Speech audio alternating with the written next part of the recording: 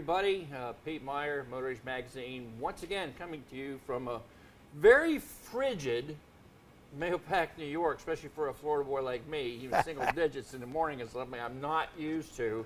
See how dedicated I am to bringing you guys this stuff? It serves you right. Yeah, but I can't do it without the help of my friends at TST. Of course, you all know my partner in crime, G. Trulia. Welcome, everyone. And good to see you back, and good to see you freezing. Yeah. And then and the folks behind the scenes, Vice President Pierre Espo, monitoring the chat for us. Thanks, Pierre. And the lovely Doreen taking care of the director duties. Yes. For the back end. So thank you so much. Thanks, both. Now, we have a couple of things. Of course, we've been watching your chat comments before we started.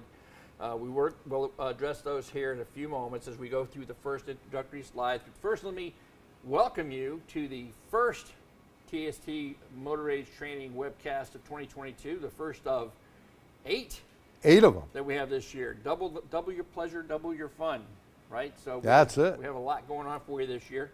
And this first one, adding hybrid and EV service to your shop. Is this your year, right? And give a little, there we go. And we got to give a big thank you to our friends at Mitchell 1 for making this possible, for stepping up and sponsoring this training so that we could offer it to all of you at no cost. So please make sure you let them know that you appreciate them stepping up and supporting training in the industry. They're going to be doing a few more with us over the course of the year. They've been great partners with us for quite some time. Yes, and we thank them once again. Again, you know, you wouldn't be seeing it free if it wasn't for Mitchell 1. So thank you, Mitchell 1. Right, next up. Now, let's talk about some of the issues that you guys have been commenting on.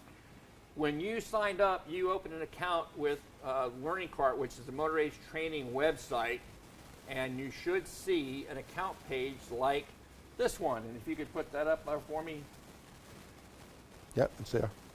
Oh, it's okay, my bad. And this is where you should have seen when you first opened up that file. It's the name of the course, and a little bit below that you see the download section for the handout.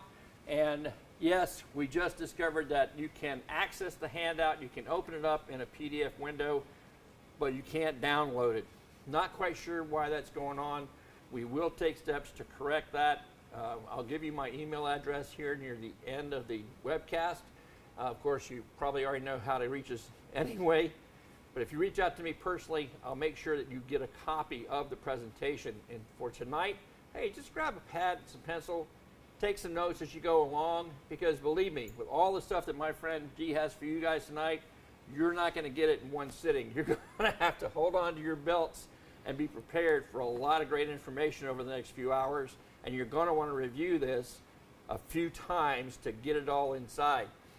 Now, also on that same slide, what I want you to pay attention to is at the bottom of that is when we're done this evening and it says completed, you can also download a certificate of completion. So if you're an instructor and you need those continuing education credits for your school, you can download the certificate and use that. And if you just want to show it off to your customers, then you can do that too, post it up in your shop. Now, if you're on the play page, where you should be if you're seeing me right now, you're going to see the same link for the handout at the top. I found out too that some of you are correct. It's asking you to re-sign in to LinkedIn, to Learning Cart rather, and it's giving you some kind of issue. I do not know what that is, and I apologize for that. So if you can't get to it from the first step I just showed you, again, grab a pad and paper, take some notes as we go along, because you're going to want to review this information again. All right, so those alone aren't going to do it for you. You're not going to be able to look at that handout and learn everything that he's got to show you tonight. You're going to want to go back and view this a few times and then some to get it all down pat. If for some reason, because we got a lot to cover, we're going to be here a little while, which is the beauty of being online. There's nobody to kick us out because we know the guys who own the place, so that always comes in handy. If you have to step off, that's okay, because as soon as we're done, give the channel, show like tonight, maybe an hour to do all what it's got to do to digest and turn it around. The recorded version will be available right after that, right where you are right now. It's a permanent part of your account here on the Learning Cart Motor Age Training platform, so it's always there for you to take a look at, okay?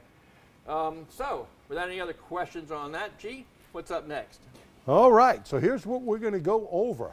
You know, Pete, the big thing here is safety, because we're working with high voltage, so everyone, you need to kind of know that. I know you're probably sick of safety, but don't be sick of it, because you can get hurt or seriously injured, and even worse. So how high voltage systems work, Pete, we're going to go over that. Testing high voltage batteries, for example, is a growing source of revenue as they near the useful service life and begin to rob the vehicle of miles per gallon. Right. You know, when you got a Prius and you're only getting 40 miles a gallon, you probably should have bought a Hyundai or something because you don't have a battery and it's not all that expensive, right? So identifying isolation faults. Now this right here, isolation faults, is the thing that's going to do you in. And this is where we're going to go over with a megometer. You're going to need that. You're going to see some things with resistance. We're going to talk about some stuff. This vehicle we have here to my right, this Ford, if you remember, I wrote an article in Motor Age about this vehicle. This had a severe isolation fault. And some vehicles may just turn off a component like the air conditioning compressor, okay? And others will shut the whole vehicle down. Right. So you need to make sure there's no isolation faults. Now, I want to interject real quick for Sure. some of you guys who are watching. I'm really excited about tonight because, I mean, I've been around this guy for over a decade now, and by osmosis, I've gained a little bit of knowledge here and there. And I think I'm a lot like you guys and gals who are watching. Hybrids have been around for a couple of decades now. It's Yeah. not new. They're not new. But they are starting to take off. There's a lot more emphasis on EV and hybrid vehicles. You're going to see more of them, being developed by the market. I mean, just think about it. I think Ford just announced that they're going to start building the Ford Lightning based on the reservations that they got, and just so much going on in this market. It's really kind of a neat time to be in this business. But what I want to say here is, you probably have some idea of how hybrids work, but a little bit of knowledge can be a dangerous thing. And one of the things that we want to do tonight is to help give you a good, solid foundation on which to build. We're not going to make you a hybrid tech tonight, but we're going to make you more knowledgeable of how these systems work. So a lot of the stuff that can give you potential revenue opportunity, like G mentioned, these battery packs that are aging out, these are things that you can probably start doing in your shop within the next few weeks with some information on the safety protocols that go along with that. And so I want to ask and interject here. You mentioned isolation issues. That's a great one. I mean, does that mean like the guy standing in the corner, or what are we talking about when we talk about high voltage isolation faults? Well, when you have an isolation fault, it is something where there's leakage. So we have this wire here, okay? And this wire, by the way, looks pretty damn beefy, okay? But it's really not that beefy. If you look at this wire in a breakdown mode, we have the copper wire where the voltage flows through, current flows. We actually have insulation, we got shielding, and we got more insulation. And then, of course, get this cover. So it looks like it's super beefy. It's really not. The whole idea of using high voltage is to keep the wire size down, right? So this is what we're looking at. We're going to be doing a megohm test on this to show you if you have leakage. How do you get leakage? Well, I remember one car in New York City on the Major Deegan, something came up, and it may be this wire right here that I have in my hand, a piece of it, and it actually damaged the exhaust system and the high voltage wire. Because this sheathing right here is the only thing that was covering the wire, right? It was the only thing. Now, when you do damage here, you cannot cut this wire and repair it. This is not like the high voltage they use out on the poles. Maybe that, may kill a bird or some other flying object that's up there. But hey, you got salt, you got water, you got snow, you got ice. There's no repair. The whole wire must be replaced. Yeah. And that's important. So let me see if I get this right. When we talk about isolation, the concept is we're isolating everything around the high voltage system from that high voltage. So if I have a problem where now that high voltage is able to sneak past that protection, that's right. That's the leak that you're talking about, and that's something that, okay, now maybe I touch the body of the car and guess what? It's A shocking It's experience. a shocking experience, right? Which is something else I want to throw out there, because you've heard us in a few of our AC classes on talking about the electric AC compressors, the high voltage compressors, how important it is to use the correct oil. Same reason, because if you don't, you're using an oil that's conductive. That's allowing that high voltage to leak to the aluminum casing and then to ground, and now you have a problem, like you said. You could even have a car that won't even start It'll shut down because of that. So yeah, Correct. okay. So there you go. Now you know what isolation and isolation faults mean. Yeah, Right. See, we got one thing done already tonight. Yeah. And right here, this little collar right here that is grounded to the ground of the system is for the shielding. The high voltage has absolutely no connection, okay, no connection with the body ground. Because if it had a connection with the body ground, That would be a bad thing. we would have a problem, Yeah, right? and that's when you're referring to then, that's the sheathing, kind of like the radio cables, right? Coax. Yeah, it's like Has your the same TV thing, cables. right? With the radio, yeah, the shielding around it. All right, so we got a lot to cover here. And hybrid vehicles on the road all started with the Insight that came back. It was here and gone. Prius is going to be your number one, whether it's Gen 1, 2, 3, and now Gen 4, okay? The different Hondas, all these different vehicles. I'm not going to go over all of them. Every manufacturer, from like the i8, nice BMW, okay? You got Mercedes, you got all of these different car companies. Then you get into things full electric, like the Nissan Leaf, okay? Now, different versions of the Leaf that have more extended range based on the battery, Pete. Then we get, of course, the most common one is the Tesla, right? So Tesla is out there, very high selling vehicle nowadays. And now you got companies like Microsoft that want to get into it, and Intel that want to get into making cars. They know nothing about making a car, but you know what? This is going to be big. Right. Now, maybe the infrastructure, like 2 weeks ago, the state of California said you couldn't fill your electric vehicle up all the way because they didn't have enough power on the power grid. The power grid needs to totally be overhauled to do these. You know, as Pierre, we were discussing earlier, with nuclear power, we'd be able to power this stuff, but people are afraid of nuclear power.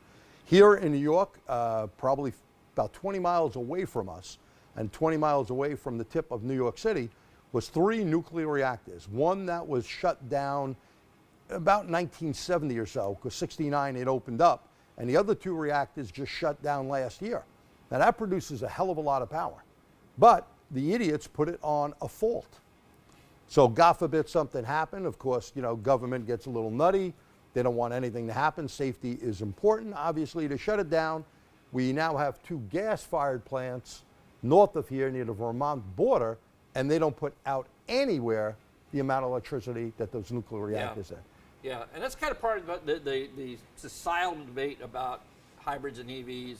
You know, I know GM is literally investing billions of dollars into revamping an entire plant to produce nothing but EVs. Ford is big into. In fact, all the major manufacturers are really behind it. I think Hyundai recently announced that come 2028 they will not be doing anything with internal combustion engines anymore.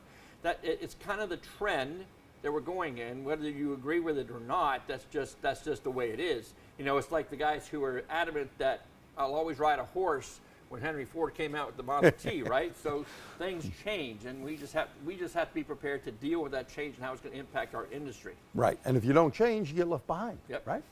So whether we got an i3 or an i8, you know, anything that's the i3 could be electrified or a hybrid, and I think there's even a gas model, or the Chevy Bolt.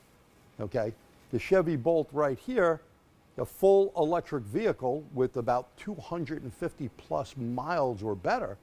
That's pretty impressive, and they're very fast. Oh yeah. They are very quick for a little car, not to be a speedy car, but electric motors have a lot of torque.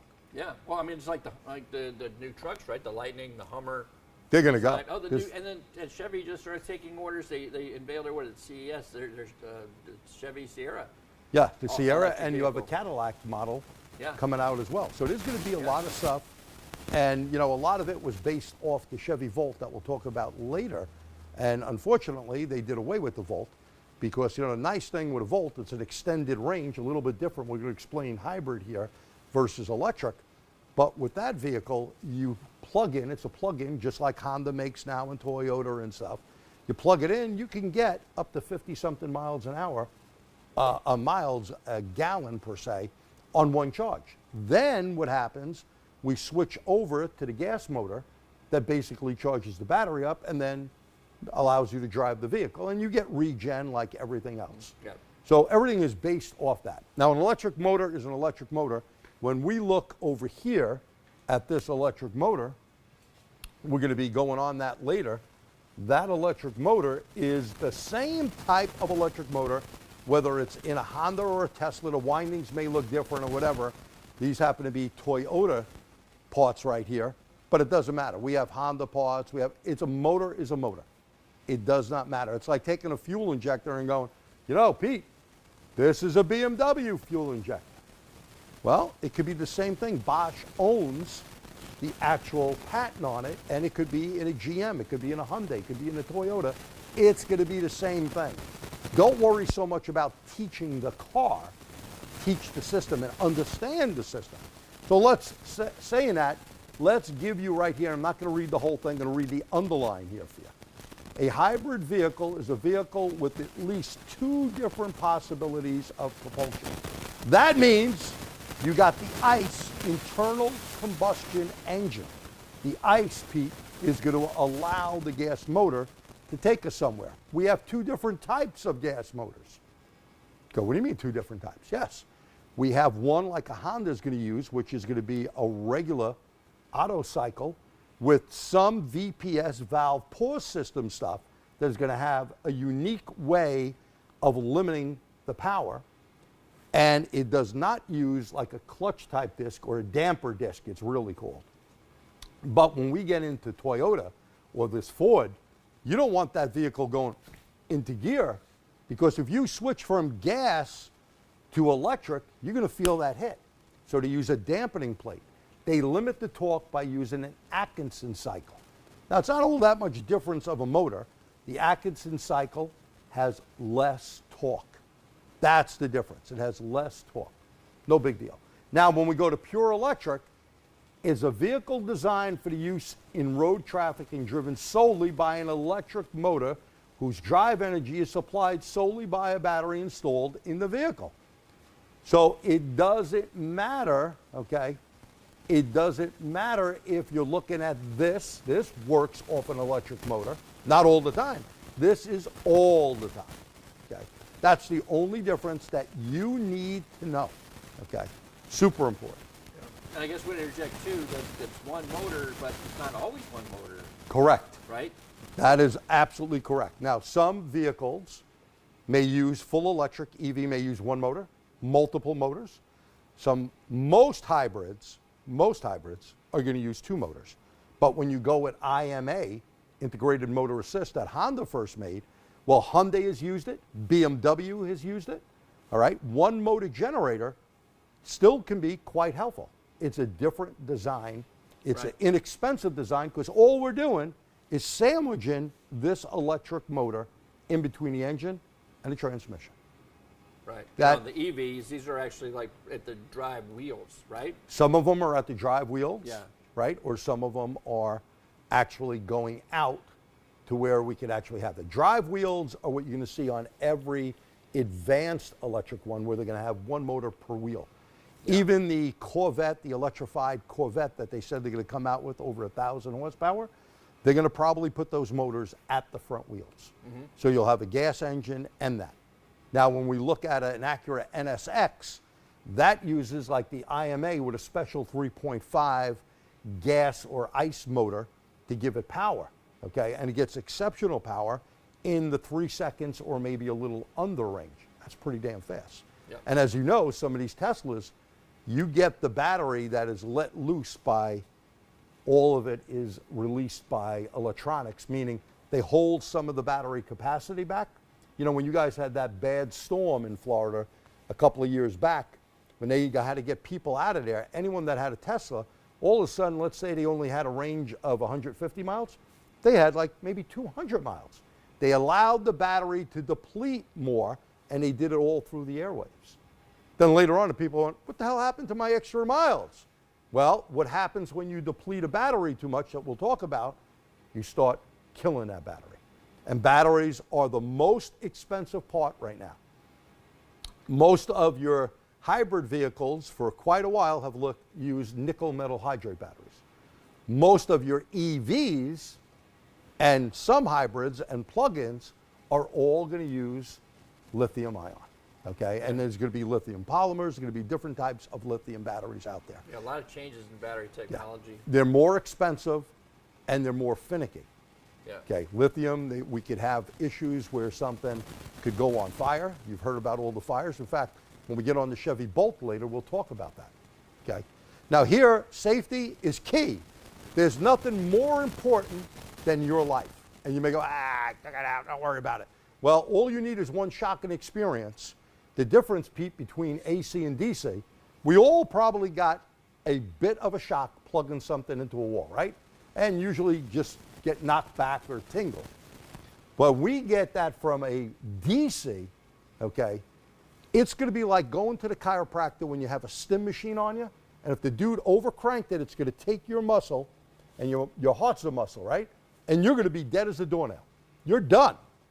This is why I didn't make this up. This is right on a Honda. What does it say? Warning, high voltage. You will be killed or hurt. Do not remove this cover. No customer service parts inside. Now, I got to tell you, I removed a gazillion of these covers. You know, I've done this in every one of my hybrid classes. I've reconditioned loads of batteries that are under here. If you know what you're doing, you're not going to have a problem. You need the right equipment. Now, people call me up from time to time to go, oh, you know, I need help on this car. I had a guy just the other day, no lie, this guy from New Jersey, Joe, I won't say his last name. Hey, gee, I need help on this. Dude, do you have a Cat 3 meter? No. Do you have high voltage gloves? No. I'm not telling you much more. It's the same with hotlines. Hotlines will not give information anymore to someone unless they can prove they're ASE L3 or they've been through a hands-on program, something like mine, and there's others out there as well. Otherwise, they don't want to take the risk. And you can't blame them. This is not joking around, and I know, look, we're mechanics or technicians, whatever you want to call us. We can fix just about anything. We're plumbers, we're electricians, we're body metal people. We can do everything. But if you don't know what you're doing, it's not going to be real good. Your family depends on you coming home, right? Well, it's kind of asking you guys, any of you guys out there who weld, would you think of doing some of this welding without a protective face mask and shielding? Of course not. You're not going to fry your retinas because you know that's the potential possibility that you take if you don't follow that safety protocol. This is no different. Right. Nobody's trying to put you off on getting involved. In fact, if anything, we're trying to encourage you to get into HV and EV technologies and start bringing these into your shops. Make money. You're going to make money doing it. And if you position yourself now, like some shops have already done around the country, as the go-to place in that community to take that vehicle, and there's some great business model reasons for that we're not going to get into tonight, but that's what we're trying to do is encourage you to expand your training, expand your skill sets, and take this future on, this challenge that the industry is presenting to all of us, and embrace that and move forward, just like we always have done with changes in the technology on the gas engine cars. And Pete, let's not forget, 2000 was the first hybrid Honda on the road. We are 2022. You got 22 years of cars. The average life of a battery is basically 10 years. And a lot of them fail way before that we'll be speaking about. If you're not getting that right mileage on that Prius, you're getting, 40, 45, 30, you got problems. And it's the battery, okay? So here, one of the things I like to warn people is outside my building, we got a big transformer up on a pole, okay? And you see here's warnings. This is all our underground wiring coming into this building, okay? And every day, utility workers, now I've done work for Con Ed, Orange Rockland Utilities, other utilities. They go in, they are trained, first of all, during the day. They got the proper equipment. We'll be talking about gloves and stuff. If they think that glove got compromised, boom, they get a new set. Most guys don't even realize that their gloves need to be checked every 6 months. And I'm going to show you a glove pump and something that you want to do if you're working on these things. And not putting greasy hands, okay? Because there's certain protocols that you need to do. I'm not worried about that. Well, you know, if you're the guy not worried about that, you're the guy that's going to get hurt. It's just a matter of time. This is like playing with a loaded gun, okay? And it's not to scare you, because every day utility workers, unless there's a storm and a crazy wire goes somewhere, utility workers don't get hurt. They come back every day.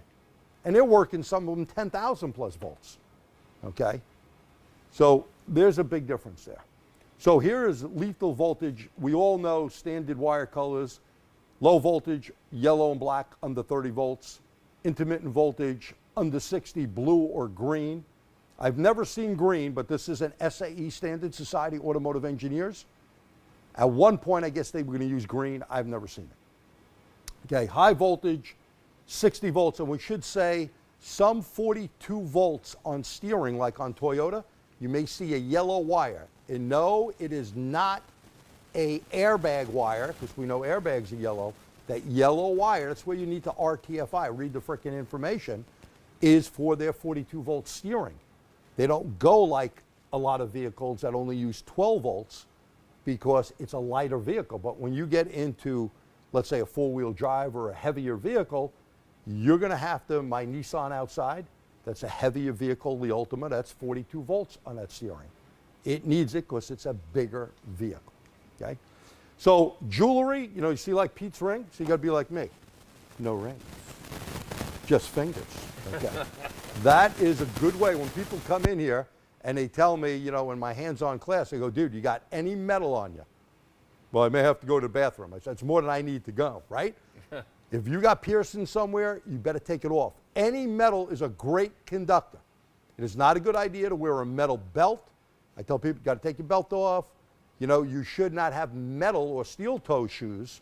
You should have composite, okay? Composite toes. And that is important, composite. So metal objects increase contact surface. Metal objects conduct high current and burns.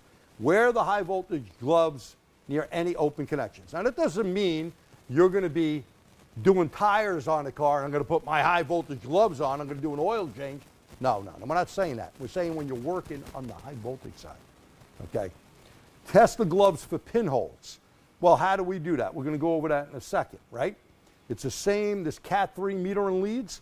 Now, maybe you take your leads and you just put them in your Snap-on toolbox and close the drawer. Now, you know, with my other meter that I use for 12 volt stuff, I put them in there, I roll them up nice, but once in a while they may get nicked. When I'm using my high voltage stuff, Pete, it never ever sees a drawer. It goes back in a bag and the bag goes in the side of the locker box of it. And you do not want these leads to get compromised at all. When we look at gloves, and Pete, can you get that glove back there? First of all, you know, Honeywell here is a big company that makes these gloves. You get a bag because you don't want to take these gloves and put the gloves inside your drawer where they can get a nick. Now, one thing you need to know is the glove itself is going to have a date, okay, of when it's been tested.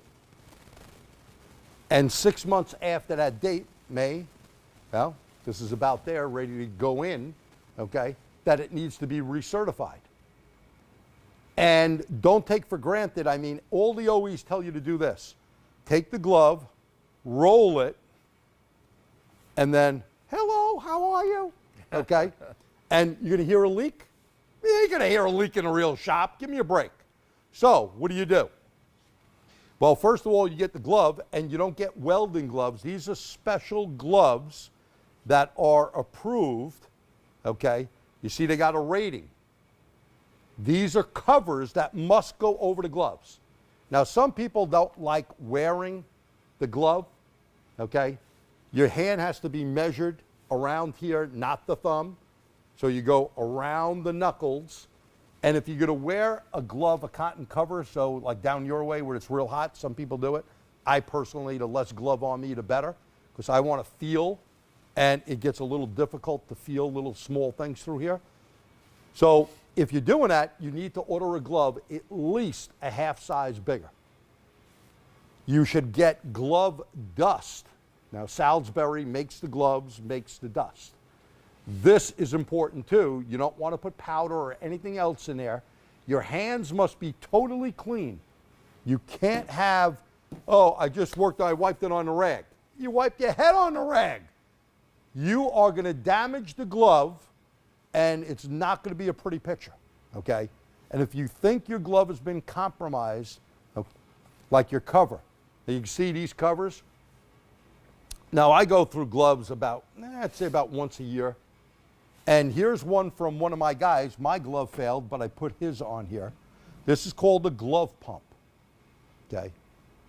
So it looks like I'm checking my glove, my blood pressure here, okay?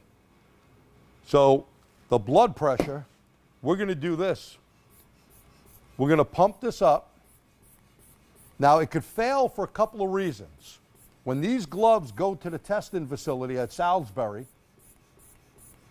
okay, and you can see that right here on the glove, it tells you the size, Salisbury, failed a visual exam.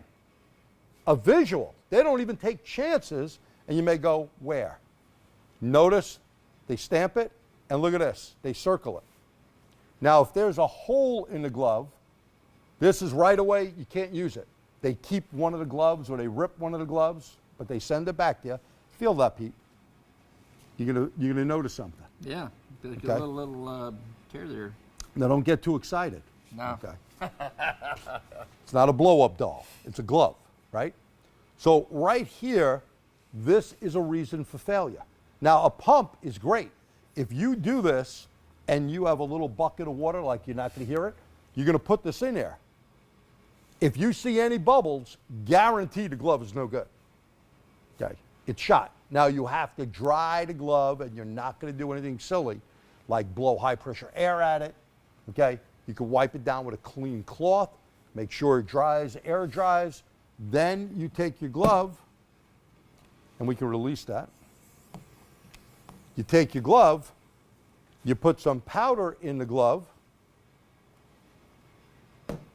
glove dust, it's going to look whitey-tighty in there, and this helps your hand get in and out nice and easy. So once I have that in there, I then take my cover and put it on. Now you guys may go, this is boring, whatever. We don't know who you are being on. So we got to cover this before we get into all the neat stuff, right? So now once I get my fingers in here, if that ever happens, okay? Sometimes a bit of a pain in the butt. You got to wiggle, jerk, and feel a massage in there. Once it's in, now I can pick up things like my little screwdriver here, right? I can pick it up without a problem, because I'm going to need to do that on service plugs.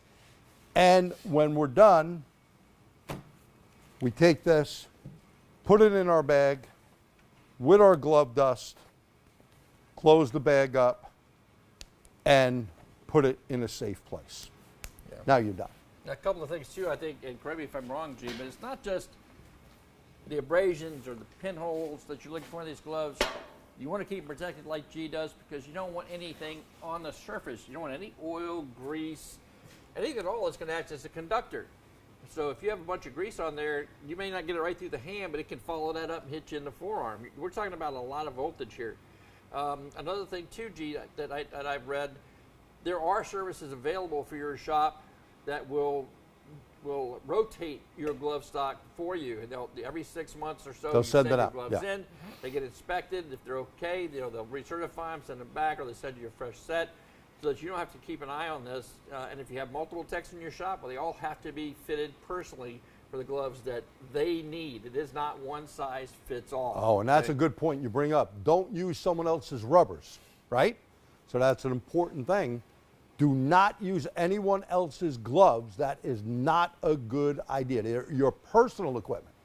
PPE, personal right? Personal equipment, yep. Personal equipment. It's not someone else's. You should not leave them out.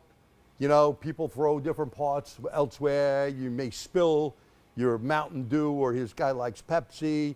It's not going to be good for the glove. Don't do that, okay? So safety first. We talked about high voltage cables that run under the vehicle. You can see right there, they may have some plastic covering or some sheathing. And they go from the rear of the vehicle up to the motor generator. Now, the matter if it's an EV or a hybrid or extended range, it's the same thing, Pete. It doesn't matter.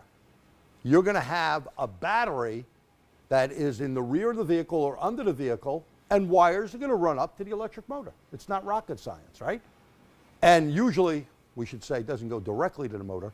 It goes to an inverter. And we're going to talk about components, because we need to boost that voltage, and that is also important. Voltage could be in these cables at any time. So if I had a flashlight that I seen around here, so if I have a flashlight here, well, you know, maybe the flashlight batteries are dead because it ain't on. But the batteries in here could be good, and look at that. It actually lights up, right? There's power. This is the same thing with your high voltage battery. The battery has power in it. Don't go just touching something. There's power in that battery, okay? And by the way, that's one thing, you should power down. Now, the other thing I want to bring up is the gloves. So if you don't do them every 6 months, there's something called OSHA, okay? It's a federal agency for safety. If they come by your shop and you have a nice hybrid sign outside or whatever, now we keep 2 pairs of gloves, because one goes out and these are going to be ready to go out. We use the other pair, because sometimes it may take a couple of weeks. And by the way, if you want a decent price, I even have my students send me gloves for, you know, the guys that are in the business, because if you just send 1 pair out, it's going to cost you an arm and a leg. If you send, I think it's 6 or more pairs, the price drops down to something very reasonable. And that way you get them recertified. And even, this is another thing, Pete, even if you have a brand new pair of gloves. So with the pandemic in 2020, I had to cancel classes, and I had a whole bunch of gloves, brand new, in the bag, never opened up. I had to send them all out because they went past the 1-year mark of not doing a hands-on class. And if they go past the 1 year, you got to get them recertified. And you go, well, that's ridiculous. They've never been touched. I don't make the rules. Okay, and it's just like having this thing here called a rescue pole, which is ours, is hanging up. Okay, you can get a 6-foot or a 5-foot pole. This is mandatory, especially for shop owners, and for the safety of you and the people around, because I can use that and hook you and pull you away from something. Okay, now in my opinion, if it's a DC problem that you got hit with, you're probably done already. Okay, but if it's something maybe a quick shock and you can pull someone away, you don't need gloves on, the pole is all certified, there's not a problem, okay? So that's something they need in their shop. I always tell every owner that comes in here, or anyone that comes in, I say, hey, you got to tell your boss, you've got to get a rescue pole, okay? Now, major components, here's the fun part. We're going to be looking at them. Everything starts with the battery. Now, whether this is a nickel metal or a lithium ion, it doesn't matter. There's the power. There's the DC. Then we go up to this thing here called an inverter. The inverter takes, let's say this battery right here is 201 volts, like it is, 28 sub-packs, okay, 14 packs. It goes up here, and all of a sudden it turns into 600 volts, Pete. 600. Why? Because you see this here? This is MG2. There's MG1. MG, motor generator. Motor generator 1 starts the engine up, whether it's the ICE or the electric motor to get us going. MG2 is your traction motor. The traction motor is what moves the car. Both of them give you some sort of regen. What happens here is it takes DC, turns it into AC. The motor is AC, don't run on DC. And on regen, people will go, what's regen? Well, you may put your foot on the brake, but the brake may never come on. So what do you mean the brake won't come on? The electric motor is slowing it down by a magnetic field. That voltage goes from the motor back to the inverter. It not only converted, remember before it converted DC to AC, now regen from the electric motor to the inverter, AC needs to be converted to DC because it has to go back to the battery. So let me see if I can get this. This is really no different than the 12-volt battery we've had in the car forever. It's just a hell of a lot bigger. A lot bigger. In fact, it's a lot of batteries in series, kind of like a golf cart, right? To build up that voltage, right? You bet. And now we're going to send it through this inverter to turn it into AC to run the AC motor, which is it's kind of like an alternator, isn't it? That's all it is. It's a just big like alternator. the alternator in the car, but and then there we've got the diode pack to go the other direction. So this is kind of like a diode pack in reverse to. So now we works do both ways, right? We can convert them either way depending on what we need. And this is an important thing right here. So if you're taking an ASE L3 test, you need to know IGBTs, integrated bipolar transistor, AKA frickin' diodes, okay? And what they're doing right here in the inverter, they're allowing that. And you can see, a one-way valve is a diode, right? But it's going to switch because we get DC going in. We don't want bleed back of AC, right? That's why you have diodes. And then when the motor does regen, we're doing the opposite, okay? That's how it actually works. So these are the major components that you need to know, not nice to know. Now, simple review. Inverters take high voltage DC, let's talk about that 201 volts, to three-phase AC, and AC to DC on regen. This is accomplished through the IGBTs, the integrated bipolar transistor, right here in the inverter. And I don't care if it's Toyota or a Nissan or any company. Doesn't matter. Could be a Tesla. It's going to be the same thing.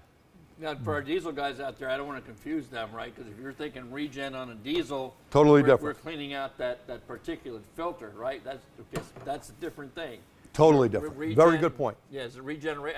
That's probably because you're converting energy and motion back into the electrical energy, right, to put it back into the battery. So just if you're a diesel guy, not the same thing. And this is important that you brought that up. There's key words like ICE, internal combustion engine. Right. Right. You got SOC. A lot of people go SOC, state of charge. Okay. And you have other acronyms that you need to know when it comes to hybrid, extended range, and electric vehicles. Right.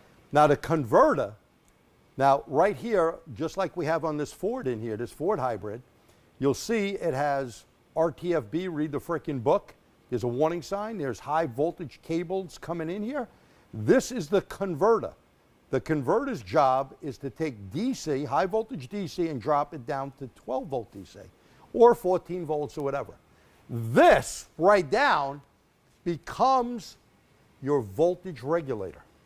If you got a 12 volt battery going dead, giving you a good tip here because I've seen a lot of these, you got a converter problem. Now this is a separate converter on this particular Ford vehicle.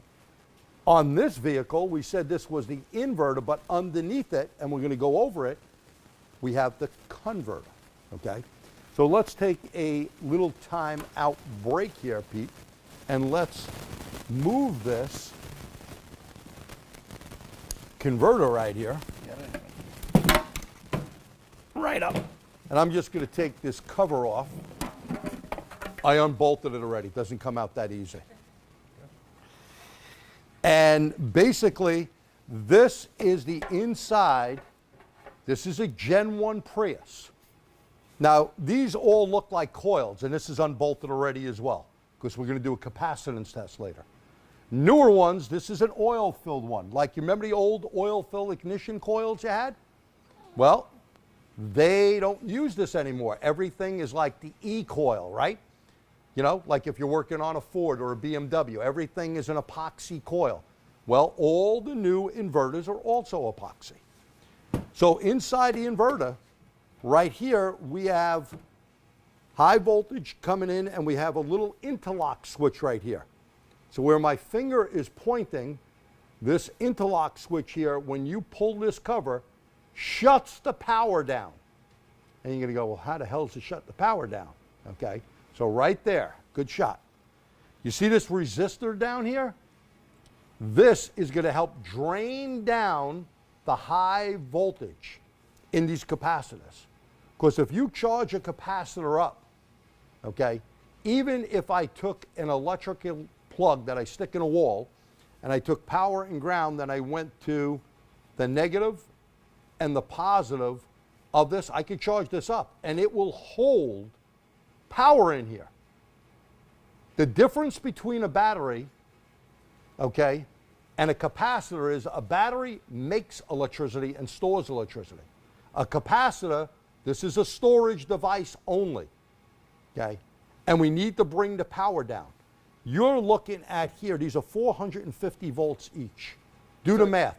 And I got to jump in here and ask you, as a student, you know, I know that I have to isolate the high voltage battery if I'm going to work on any of these components. I know you're going to talk about that in more detail. But what you tell me though is that even if I just disconnect the battery, pull that little safety plug out, those orange cables can still have high voltage on them? There's a possibility. Because it's still stored in these capacitors, and we have, now is there a procedure to do that, or is that dive down over a period of time? So it does die down. Most manufacturers tell you 5 to 10 minutes. Now, in my class, we don't just wait 5 to 10 minutes. We're going to take a Cat 3 meter and check it. So that's where your gloves still stay on. If you remove this cover, or you went into the wires or anything, you want to make sure, hey, there's no power in here. Right. Because this thing, one of these can do you in, never mind 3 of them. Right. I mean, do the math. We're talking 17,500 volts, right? Right. That's a lot, 100 volts. And he commented, I want you to make sure you guys note this. Jesus told you need a Cat 3 or better meter, and not just the meter to check do these tests, but the leads that plug into that meter also have to be Cat 3 rated. And not compromised. You do not want to take a chance that you're just using a plain old meter, because we've both seen cases where that meter's blown up in the tech's hands because it was overloaded. If you're a scope guy, you know that your scope has an input limit of how much voltage you can put into it before it's going to let all the smoke out of it. Well, your DVOM is no different. So you want to make sure you know what those limits are. If you want to test something here, and Jay's going to show you some things that you can do with the scope if it's Cat 3 rated and you have the Cat 3 leads to use on it. Don't take any, just again, it's one of those things you don't use the wrong tool to do the job. Correct.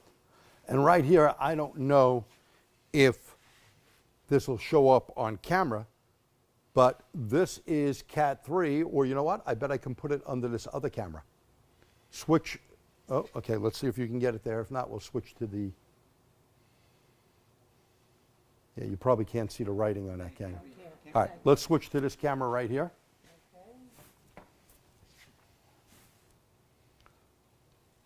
Can you see that? You can. So it says Cat 3? Yes. Okay. So your meter leads need to be stamped Cat 3. Very, very important. Your meter itself, let's take this snap-on meter here, and we should be looking right down here, and it should say Cat 3. I got to move it up, I guess. Let's see. Move it up some more. There you go. Maybe over a little bit. Well, you know, with the delay, I'm sorry about that. There we go. There we go. You're all over the place. Boy, You're going to get it facing the camera. You do better. Yeah. I'm no Vanna White.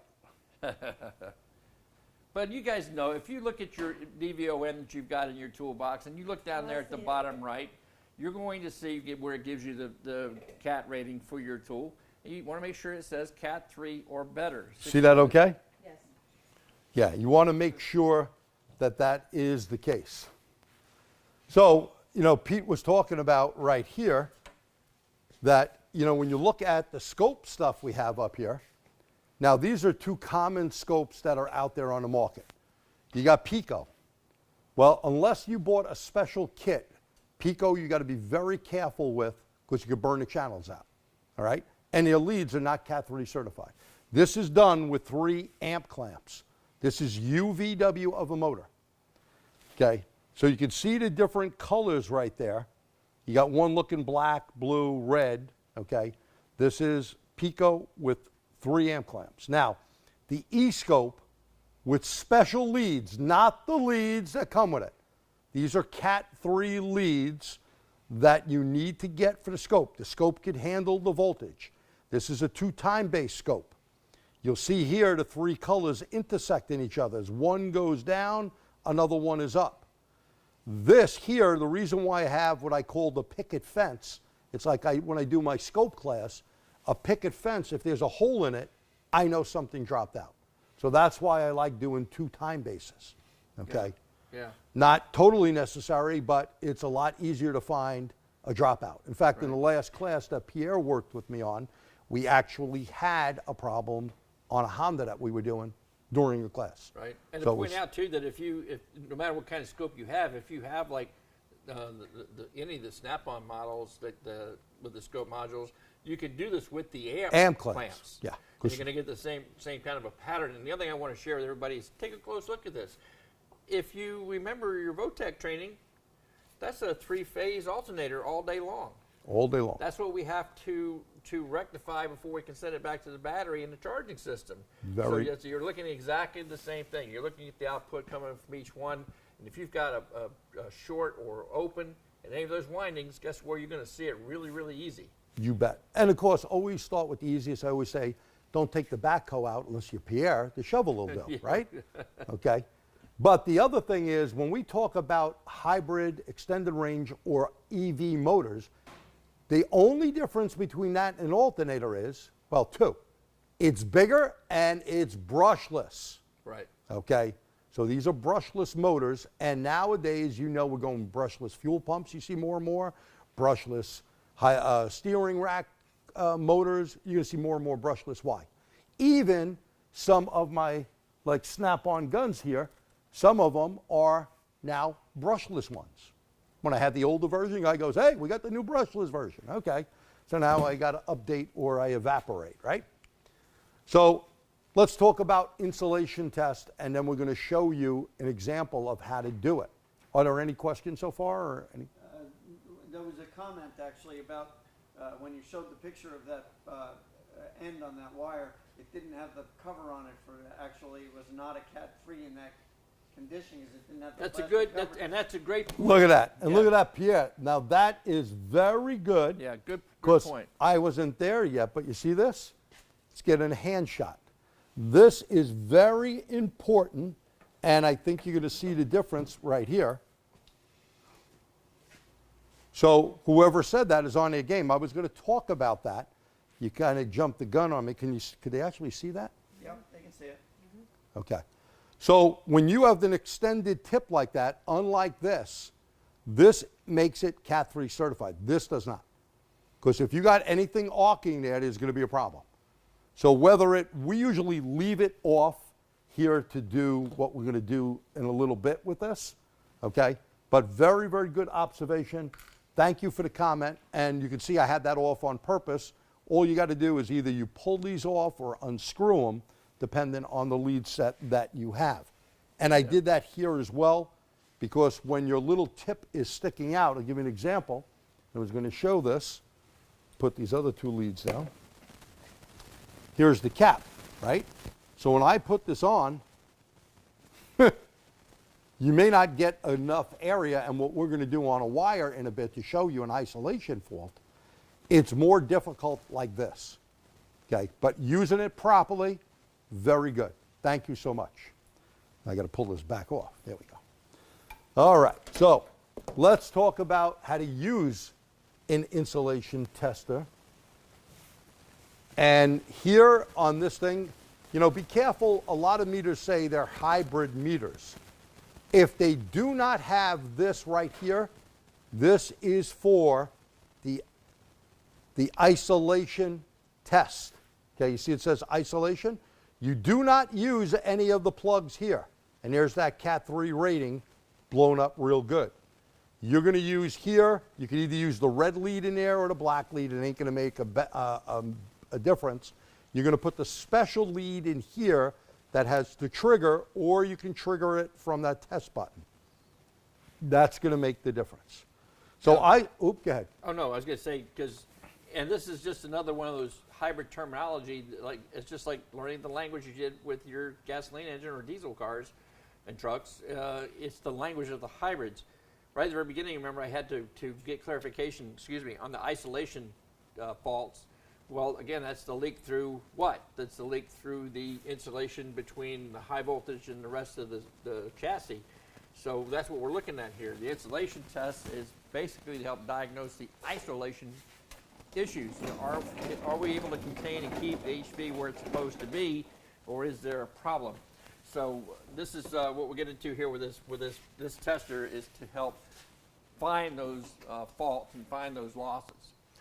And a big part of isolation that we've seen here in the shop, there are a lot of shops around that put PAG oil in. Now we're going to talk about that again later, but it's so important. First of all, you got an expensive piece of equipment. This here is a 1234 YF machine that does not allow any oil injection through here. Now you could do the squeeze in type, you know, where either it's a pressure type or a squeezer, however you get it in the system, but you got to use a special approved oil, okay? And that's where you need to RTFB or RTFI, read the information. We can go into ProDemand, for argument's sake. It'll tell you how much it takes and what oil. Now, we have purchased a compressor for a vehicle, and we got it right off the Lexus dealer. It was $2,900, my cost. They sent us the wrong oil. Now, lucky we caught it. We go, hey, that's not the right guy. Oh, we use it all the time. If we would have put that oil in there, number one, we'd come up with an isolation fault, and the manufacturer says you need to change every component in the system if it ran through the system. So when we've seen cars like that, they're either going to have no air condition if the vehicle will run, okay, or they're going to have to change every component. Yeah, and I think that was early on. That was a common scenario on the Priuses. Yes, where very they were common. Contaminated, and Mama picks it up from the shop, thinks it's all done. She goes there to pick up the kids from soccer practice, and then goes back to start the vehicle. And guess what? Gets a triangle of doom and ain't going anywhere. High voltage isolation fault, and the system goes, well, not going to hurt anybody, so we're not going to let you do anything. And as G pointed out, and I want to stress here too, it's not just taking that wrong can of oil and putting it into the vehicle. If you're using an older machine and you say, well, it's not going to hurt me to hook up to the hybrid in the same machine I've been using all day long for everything else. Well, there's oil in the hoses. It takes very, very little. I forget, it's like 0.01% or some really odd, crazy small number for you to contaminate the entire system. And if you got it just in the compressor, well, and didn't start the vehicle, well, maybe you can get by with just the compressor. But baby, if you started that engine up and ran the AC to see if it was blowing cold, well, it's blowing cold. It's also going to blow all the money out of your shop's wallet, because now you're going to end up replacing everything on the vehicle, as G pointed out, in order to cure that problem. So, again, just something to make sure you understand when you're dealing with these systems. And we go an extra step. First of all, we have a car that comes in from another shop. We don't know where it is. It's basically like air condition aids, right? They could be different contaminants. We always check, number one, if it has any sealant in it. Number two, because it can ruin your brand new machine. Right. Number two, does it have different refrigerants in there? Now, number three, I'll give this company a plug called AirSep. AirSep makes a component that we have. We're not showing it here, but we put it in series with this machine, so nothing with oil gets in here, no matter what. In fact, it burns it off. If you guys go back to your accounts, I think it was in May last year, we did AC, and we talked about that in a lot of detail. And if you're now part of the Motor Age training accounts, you can go back into that. Again, that was a sponsored webcast. You can add it to your accounts for free. I encourage you to look through the entire library that Yeah. you have available to you. All there, good stuff. right? So, and we'll talk more about towards the tail end. So, back So to anyway, on this, steps on how to do it, insert the test probes into the plus and the minus. That's, whoop, what happened to my doohickey? Right there, put it in the plus and minus. You can see plus and minus, all right? Press the range button. Here's the range button. Now, this is where, notice I have it on 1,000 volts. Here's where you need to go into Pro Demand and, yeah, and RTFI, read the information. Now, a lot of the older ones said 1,000 volts, okay? Some components, if you put 1,000 volts in there, you're going to damage it. It may only be 500 or 250. This is why we have the ranges on here, so you can only put out that amount. Does that make sense? well, not a dumbass like me, but no, I didn't mean I should. Sorry, excuse for the language. We're all technicians, right? So anyway, things slip. But Things slip. Dumb butt. But we're doing this insulation test, right? So, and I know the thing's called a mega ohm meter, so I'm thinking this is an ohm type. We're looking at a resistance type of test. And guys, if you remember how your ohm meter works for doing a static resistance test, your meter is actually applying a voltage to the circuit, and then it's using basic Ohm's law to calculate what the resistance is. Correct. So we're doing the same thing here, but we're not fooling with a 12-volt system. We're dealing with several hundred volts. So what that meter, when G says he's picking 1,000 volts on the scale, that means he's pumping 1,000 volts out of the test leads into that circuit. you bet. Okay. So in other words, don't grab the metal on the leads between your hands and push the button. Not a good idea. Not a good idea. Now, Not a good idea. here's the thing. So Pete brought up an ohm meter, and I do this in a class. An ohm meter puts out roughly 2 to maybe 3.5 volts, somewhere in that range. Well, when you go to test a diode, do you use ohm meter? No, you use diode test. Diode test with a meter that uses a 9-volt battery roughly puts out 7 volts. More pressure. Voltage is pressure, amperage is flow. Now, the only difference, and some people go, impossible, G. You got a little battery in that thing. How the hay is that going to put 1,000 volts out? So what I do is I get another meter. And then I ask the student who asked me that question, you got any medical issues? Of course not. No heart problems, right? Give me your finger. And then I give him the leads. And he gets shocked with 1,000 volts. A very low amperage. And never go across your hands. Okay? Never go from here to here. If you're going to shock, you can shock yourself here. And all it is the ohm meter on steroids. Because we said you had 2, 3 volts, maybe 4 volts, and then you have roughly about 7 volts with diode. Diode needs more pressure to push. Here we need more because we have to get through windings here, or we're going to get on this motor and talk about that motor in a bit. Yeah. Pierre. Two questions. No, Two questions. First question, would you recommend using only a hybrid type, a mega meter, anytime you're working on these cars? You could use any Cat 3 meter to check for voltage, but if you want to do an insulation check, you need to buy a meg ohm meter. So let's say I want to know if this cable is bad. I can't do it. I can check voltage with a Cat 3 meter.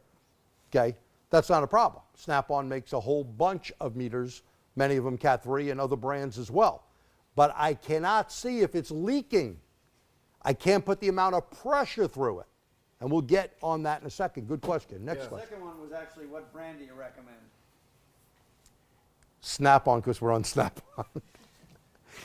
Well, Any quality meter, it's your choice. we're not here to sell you something, okay? We're here to show you stuff. So I'm sorry, on questions like that, use what you think is best. Snap-on does a good job. It's a meter that works. Other companies may as well. But we're not here to sell you anything, okay? And by the way, all my tools here, they are all Snap-on, okay? My big Snap-on box, I call it my mausoleum. When my fat ass dies, they can throw me in there. The box alone is like, I don't know, $28,000 with no tools in it. If If I can trade it in, I can retire. I wouldn't have to do these things. Now, it's unfair for him to tell you all about his toolbox when you can't see it. Yeah. But he was actually featured in our sister publication, Oh, P10, couple of with times. his toolbox. And I encourage you to go back and look through some of the archived issues to find that and see what he's talking about. I've seen some of your guys' toolboxes. They're good. They're awesome. You haven't seen his. I want to add one. Now, there's people that have bigger boxes too. It doesn't matter. I want to make a point. Jerry's box is also full of tools. Yes. Completely. Yes, they are. Yes, they Let's are. say I got 1, 2, 3, 4, 5, 6. In here alone, I think I got 6 or 7 boxes loaded with tools, and I can't fit everything in them. So, tons of tools. You know, every Man's day. not judged by the size of his box alone. My Snap-on guy was just by on Thursday. There's always something I got to buy off.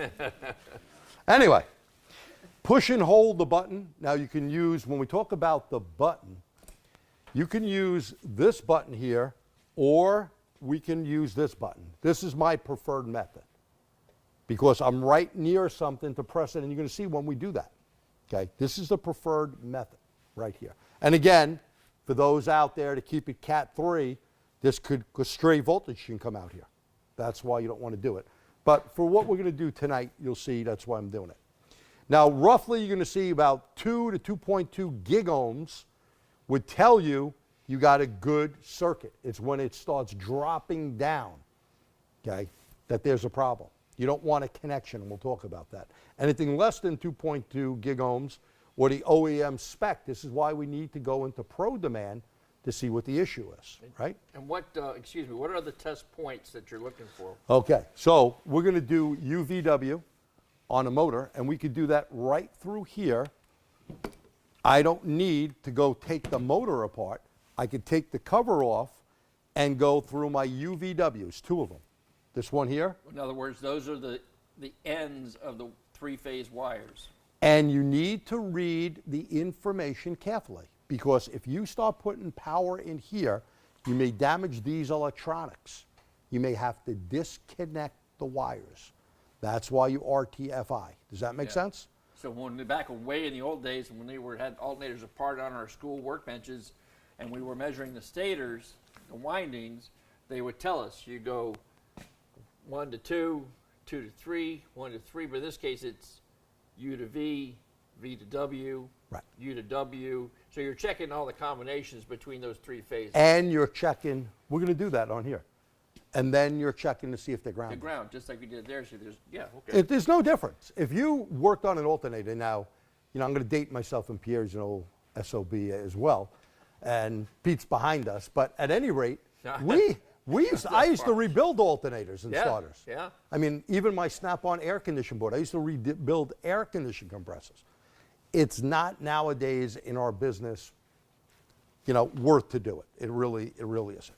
Now, diagnostic strategy here for insulation test. Remember, the insulation test is checking for voltage leaks in a cable insulation to ground. Now, that's important. Insulation to ground. So if you got a leak like this vehicle had, okay, now these cables cost me about $1,300 cost because they go from the rear seat of the vehicle all the way up to the motor generator. And if that cable is compromised, which this one was, had an oil leak, the insulation gets mushy, whatever, voltage starts leaking out, who knows what happens. All you can do is, and we're going to show you that example, and I urge you to go to Motor Age, you can type my name in, and look for that article on that hybrid, because I gave you a whole bunch of info in there. And you're going to see that the scan tool may be your first line of defense. Again, use the shovel rather than the backhoe. Right. And then if you got to confirm it, because now you're talking a big, expensive job, right? Are you going to go, oh, yeah, I'm going to buy that, and you put it in, it don't work? That's where you need to test. It's like when we did some stuff on ECM testing and PCM testing, you're not just going to put a computer in. You're going to check to see, do we have voltage there, okay? Are we getting 5-volt reference out? Are we putting 12 volts to that actuator? You're going to check it. You're not doing that with the scan tool. You're doing that with a meter or a scope. That's what it boils down to, okay? So if you test the circuit without disconnecting the cables, the tester should find the insulation problem. But you will not know where the fault is. Now that's important. Disconnect cables one by testing them. So we're going to show you some pictures how you can do this in the vehicle. We're going to do some insulation tests here, okay, on that motor generator, on the wire, and show you what we're talking about, okay? Due to the internal connections of the motor, star or delta wound, all three phases are connected. So what does that mean when we put voltage there? What's going to happen? It's going to drop down. If it don't drop down, you got a problem, okay? So look for areas of damage from accidents or rodents. Now I've seen the accidents, I've seen some rodents, and I've seen one moron, and I hate to say that, but this is moronic. Someone took a power probe and they put it into an orange wire. And of course, you know what happened to it. Boom! Lucky the guy didn't get killed, blind in one eye, unfortunately. Yeah. But that's called stupidity. And I'm not saying that lightly. I'm telling you, don't go poking anything if you don't know what you're testing. You know, some people go, hey, you know, I live in a dry climate, so they poke regular wires.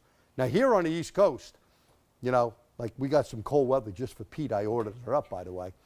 But we get salt and corrosion. Right. So if you start piercing wires just on a regular 12-volt system, you're going to run into a problem.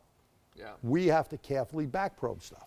You would have to carefully test it the way the manufacturer wants you to test it. And it's kind of like we've preached every webinar we've done over the last 10 years. The technology that you guys and gals are working on today and will be facing in the future is not your daddy's Buick anymore.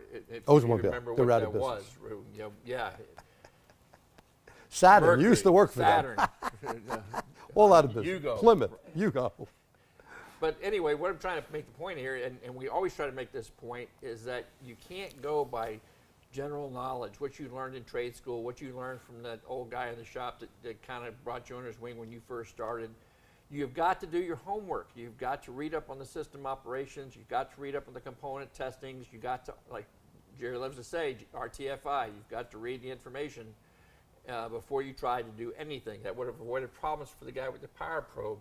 And like we said at the very beginning, one of the reasons that we wanted to do this topic tonight was, again, to take what little bit of knowledge you might have and kind of push you outside the danger zone and show you some of the finer points to it. Again, I'm going to make you a hybrid tech right overnight, you know, in the next few hours, but we will be able to give you enough that you'll be able to build on with more formalized training down the road. And there's always risky stuff. I know plenty of shops where the guys have no gloves. They've taken a high voltage battery out, thrown one in because some guy on YouTube says, you don't need any of that stuff. Right. Hey, that's not the proper procedure. And all you need is one little accident and you're done. That's the bottom line. So safety is super important. I want to get on that again. Now, an insulation test, doing an insulation test is like pressure testing a pipe. You confirm a leak in a pipe by increasing pressure until liquid shoots out, right? If we had a little hole there. In wires, instead of liquid, pressure, there's electrical pressure, voltage, and we're leaking. Whether we're leaking to ground or we're leaking to shielding, like here, it doesn't matter. It's a leak. We cannot have that leak.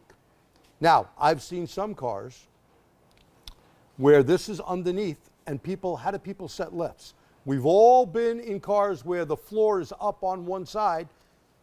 There have been people that don't know how to set a lift and actually crushed a wire, okay? I have a picture from a dealer where now they have 6 bays and they got 4 technicians. That's all they work on is hybrid and electric stuff. No one else is allowed to touch a car even for an oil change. So these guys are busy. They went through all the factory training and they know what they're doing. They're not just going to kick the lift under. I mean, I've seen all the stuff here, okay, where people have done that. So use your head. You're smart enough to know a lot of this stuff. Okay, let's talk about batteries in a second, but let's do a test here while we can get this out of the way. So we're going to take this capacitor. We're going to take our red and black meter, and let me move some of this stuff out of the way. You want to say that? Yeah, I'm just going to chuck it back here. Thank you. And we'll put that there. Now here, we're not going to use the lead that I showed you before just yet. We'll do that leakage test on the wire. Here, we're going to do a capacitance test. So, why would you want to do a capacitance test? Well, first of all, on the meter, and I don't know if we should go with that one or this one. I think you should be able to. Yeah, you can do it at that one? Okay. Yeah. I'm going to bring this, here's diode, but this is capacitance. It looks like a little hook with something going through. It's like the old wiring symbol for the old condensers, right? Yeah. And by the way, didn't you have fun when you charged up a condenser and threw it down someone's shirt? Yeah. Don't do that with this. No, don't do that with this. No. You see that number on there? Yeah, 2,700 microfarads, I think. 450 volts. Yeah, that won't be good. No, be the that won't last be thing you do. Okay, so now we're going to take these leads, and this is marked negative and positive. So the negative and positive right there. Oh, great shot. So Pete, you're going to be, and you may have to take that black cap off or at least scratch the black one in real good here. So Pete's going to go on the top. This is negative, and the other one's positive. And we're looking for 2,700. Now I'm going to have to press the range here.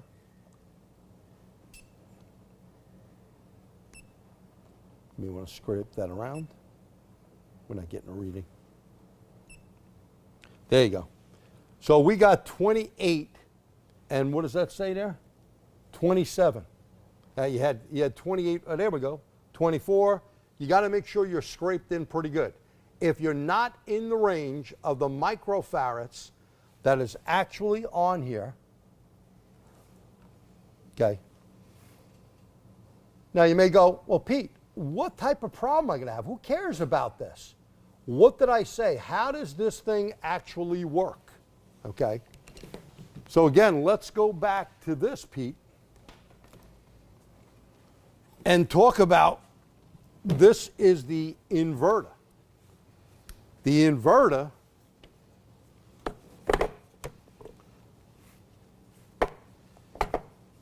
we'll leave that out, it'll fall.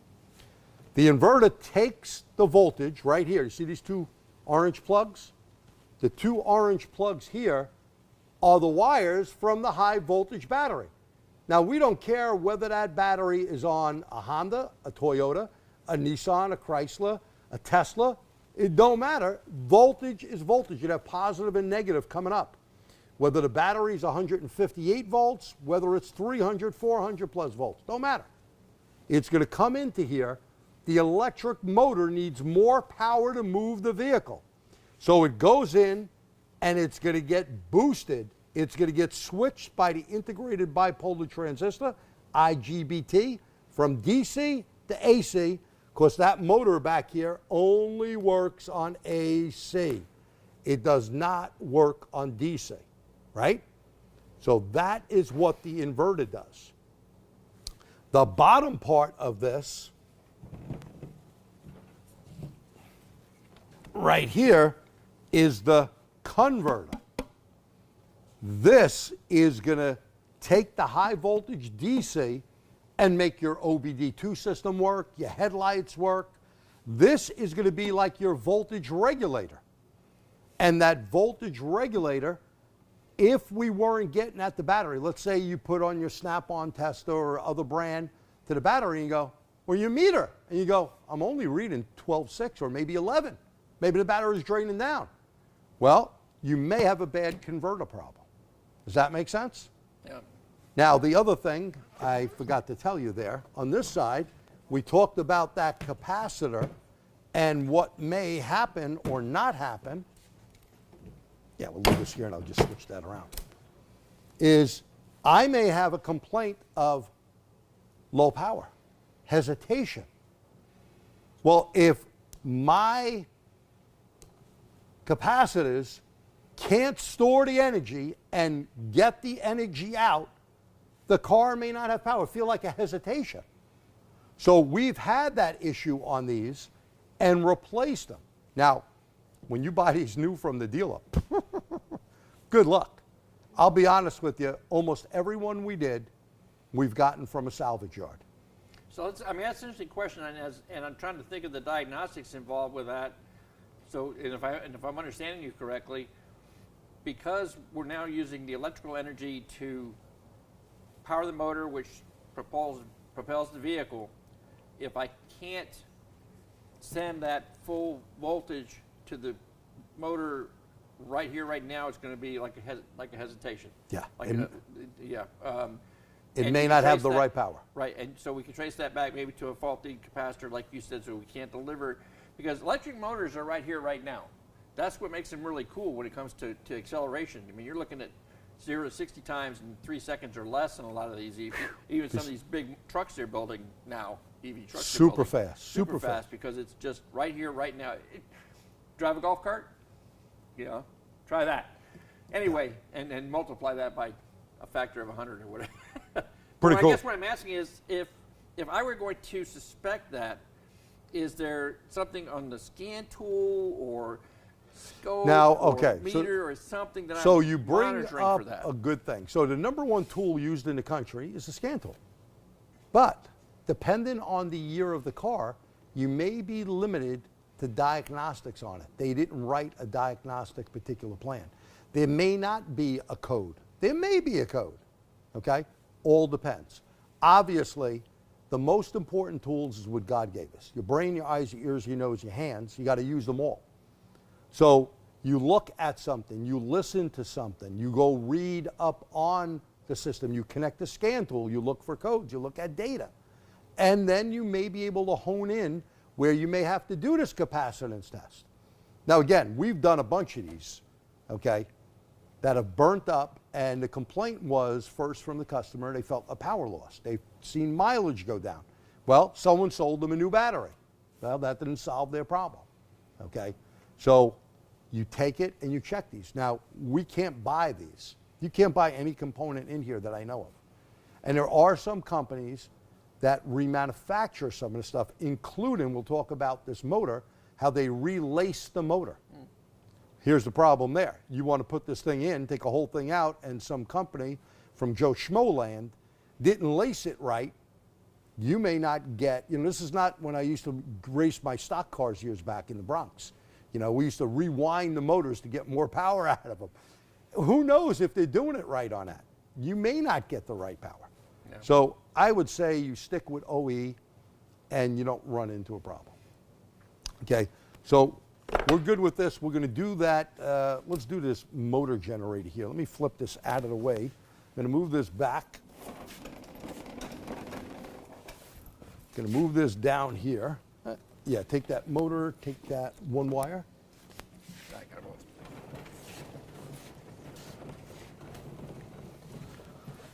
Okay, and now, there we go. And we can get this junk out of here.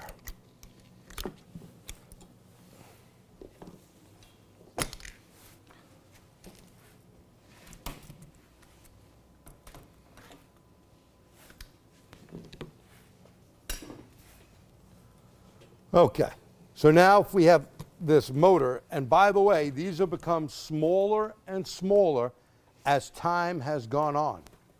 And what do I mean by smaller and smaller? Well, if you wind things tighter, it'd be like the old IBM computer of years ago. And headquarters for IBM right here in New York, Armonk, New York. And they used to have the big punch card system. Well, your little cell phone could kick the butt of those big machines that would take this whole area up here. Same with these motors. Now this motor, very common on Gen 1, but we've had some Gen 2s too. You could actually see that this one is burnt up, okay? You could see the blackening here where the wire shorted, okay? Now, you could see this part right here is the steel bar and the lacing, how we go through. Now, even though you got insulators here, you see the white? That's so the wires don't touch the metal, right? But they are all intertwined together. So if I went to UVW, Watch your fingers. Now I want to point out before Jerry actually did the test, if you remember earlier, he was showing you here on the meter where you're connecting the leads for the meg ohm, and he was instructing you to put the negative meter lead in the one that's marked on the tool. But if just to show that again, Excuse me. don't let the red on this particular tool, don't let the red there fool you. Okay. Yeah, and it doesn't matter, by the way, if I use the red lead or the black lead. Who cares? It's the lead. Yeah. It's the lead going to negative. Right. So just make sure that you have that in the right place. Now the other thing, thank you, Pete, and the other thing here is hitting the range, because here I believe we're at 50 volts and I'm on meg. Then I could go to 100 volts. That's 50 volts, excuse me. Eyeballs are bad. 50 volts, 100 volts, 250 volts, and again, there's specifications for this. Yeah. That's where you're going to read and program in. 500 volts, we're going to use 1,000 here, 1,000 volts. Now, watch when I press the trigger. I'm not connected to anything. We should see 1,000 volts on the bottom, 1,057, and we're going to see 2.0, 2.2 gigohms. So that means I'm not connected to anything, right? But if I touch a dead short, I am on the motor right here. I'm on the ground. Where am I? 0, right? You see the 0 zeros? I'm putting 1,000 volts out, but look at that. I am no longer like this, okay? Now, when you test this, you're going to go between these cables, and of course, it should be brought down.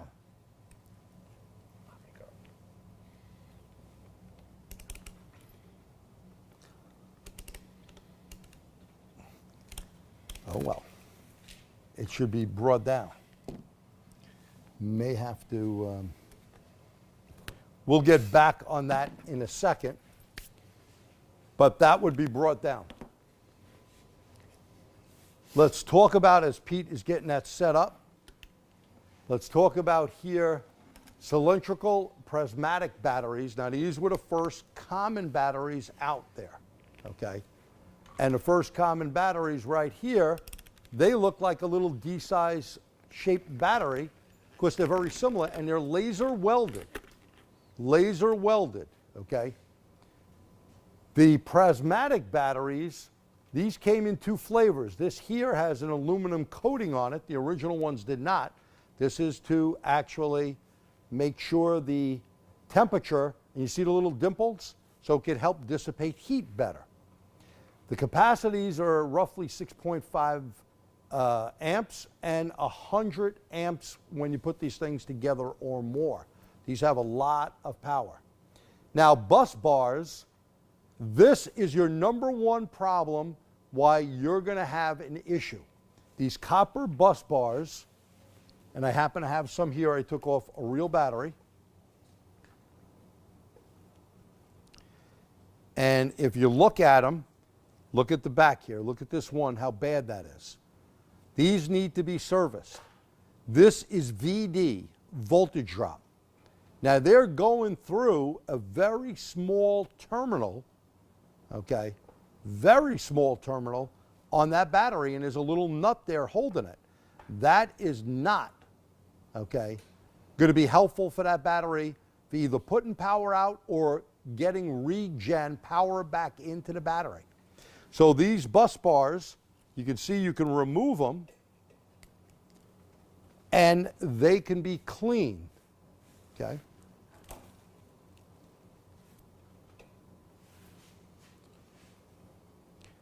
Now look at this side. You see that? That means that is a poor connection, a voltage drop. That is extra resistance, unwanted resistance, so that battery cannot put the right power out or recharge. That makes sense? Let me throw that back in there. So you could see up here, look how bad this one was, okay?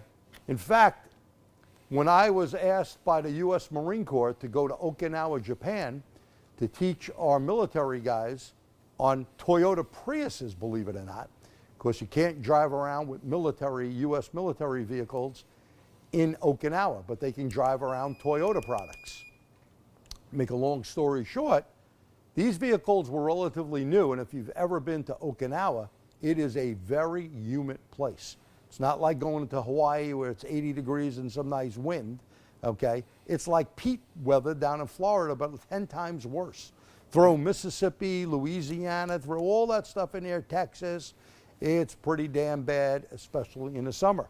So what happens is you get these bus bars, rather than looking beautiful like that, they're gonna look like this. And that is gonna degrade the battery, give us less power and problems, okay? So that's what we don't want. Now, other things on high voltage batteries is right here, right on the hood of a Honda. If this vehicle is unused for over 1 month, the service life of here's 44 nickel metal hydrate battery will be reduced, and the batteries may be permanently damaged, okay? You need to exercise these batteries. This is why some people recondition the batteries, or they buy these little testers. There's stuff that people, the consumer, could even stick in their car, or you can put a little wire harness in where these people could drain the battery and recharge the battery. These are little chargers out there that we use in a class. Now, high voltage is ruined by high temperature. So here's a warning, don't overheat the battery. If you're a body shop or something and you don't have a specially controlled boot, you need to be very careful here. And by the way, this does not like that weather in Phoenix, Arizona, where it's $1.15, $1.18. You know, I remember couldn't land at Sky Harbor Airport because the tarmac was too hot. Okay, we had to go to a different airport. Yeah, now, just a little side note too, when you're talking about the overheating the batteries, you know, a lot of these vehicles, it's so important to keep that battery pack cool. There are different ways of doing that. A lot of the, I know again, a lot of the earlier Priuses were relying on that air cooling being drawn in through that duct that was up on the rear deck lid to on the window, interior, where people would tow all of their crap. You know, or oh, the hold dog. it. We're not talking about like Boston Red Sox stuff. Yeah, or the dog would be up there or whatever, and it would block off that airstream and cause the HV battery to overheat, and of course that's not good for the battery. And then there was also instances where some are liquid cooled, some are, have a dedicated AC system. In fact, a good article on, I think it was a 750 BMW, that the high voltage battery, which was like $15,000, was air conditioned cooled on that. Now some, like on some Mercedes and other systems, have its own air conditioning system, not for the car, just for the battery. This battery in this Ford Escape is air conditioned cooled as well. Why these batteries, the same D-size cell batteries as a Honda, they'll last like there's no tomorrow. These things will get 200,000-300,000 miles out of a battery pack, unless you have some sort of issue. Now we have a question or a comment. Yeah, the question was, what chemical, how do you clean those bus bars? Okay, cleaning the bus bars, the best thing to do is use a solution of vinegar and salt, okay? That is the best way to clean them up. You do not want to sand them down. You don't want to do anything. Now, some companies like Dorman Products that puts new batteries in, they put new bus bars that are not copper, because the copper's corrode. It'd be like when Lee Iacocca redid the Statue of Liberty, right? Now, after they redid it, man, that thing looked really good. Now it's a corrosion mess again. Yeah. Well, I mean, in my mind too, because of the liabilities involved, I'm just going to put new ones in, right? Well, they're not easy to get. Now that is important. So if I wanted to replace these, now I got a bunch of these because we did a whole bunch of battery reconditioning. I have a big machine and a small machine. We did it for a major company that's no longer in business. So I guess I can mention the name, the Hybrid Shop, where we were doing batteries for free for people. They were paying me to do them, and we were watching the different range. So a lot of these were bad, and we had donor batteries. What's a donor battery? Well, a donor battery is when a car gets in an accident, and maybe it only had 10,000, 20,000 miles on it. it's good where I can use that. Now, when the bus bars get real bad and they're beyond repair or cleaning, you can't buy this, as far as I know, off Toyota or anyone else. And I don't believe Dorman is selling these separately. They have a special battery plant that's all computerized and crazy now, where they put new battery cells in with all new bus bars and stuff. That way that battery is good. Yeah, and I was going to say, Jenna, that early on that a lot of guys made a lot of money buying up these batteries out of the junkyards and reconditioning. Salvage, be kind. Salvage, and then reconditioning the batteries. But is that as easy to do now as it used to be? Is it harder to find? No. Now that you bring a good point up. So, you know, when I got into this, you were able to buy a Honda pack or a Toyota pack somewhere about $200 to $300. In fact, I even bought this $15,000 battery pack on this Ford. I bought one of them for about $350 because the salvage yard had no clue what they had. No clue. Now, first of all, here's your major problem. I no longer recondition batteries because they're very difficult to get a good battery, all right? When you do that, the imbalance of the battery, as we'll get into, is a major issue. Major. So if you don't have good donor cells, let's say you get a car that's 7, 8 years old already, how much life are you going to get out of this battery? That's where it may be better to get a battery that has been totally brand new cells in it, something like Dorman or Toyota or Honda or whatever, and we usually buy brand new Honda packs because those are really old, and the round cells, because they overheated, you couldn't do anything with, okay? So you can't do what we used to do before. I used to have so many different cells and I'd rebuild them left and right. I no longer do that. Now I can't say that you can't get some of them, but you know, when you're going to pay somewhere about, here in New York, about $1,500 to $1,700 for a salvage yard battery, they go, oh yeah, this only had 30,000 miles on it. I don't know that had 30,000 miles on it. You don't know the condition of that battery. You know, at that point, you might as well just buy a dealer battery or a Dorman battery and get a warranty, because you can tick your customers off. So batteries do have a lifespan. My Chevy Volt, the battery alone is over $20-something thousand. Now GM will give you a deal for somewhere for something, maybe $5,000 or less, and that battery only has a 10-year life. They're not going to last forever. Now here's the other issue. People talk about pollution. How about ground pollution? These batteries need to be disposed of properly. Do not throw them in the garbage. Now, you know, you want to go to Home Depot? Like, I bring all the batteries that we're using in these mics, they're lithium batteries. I don't throw them in a garbage pail. I save them. When I go up to Home Depot, like tomorrow, I'm going to drop a bunch of them off. It's the right thing to do. You have to be careful with pollution. But let's get back on this. Talking about a Chevy Volt, here is the dissection of a Chevy Volt. And it's roughly about 360 volts, this battery. And you can see it's in sections. It's a T, okay? The Nissan Leaf uses a pouch cell. So a pouch cell is a different type of battery. And they use 48 modules, 200 pouches, roughly 360 degrees. Some of the newer packs have a little bit more because of extended range.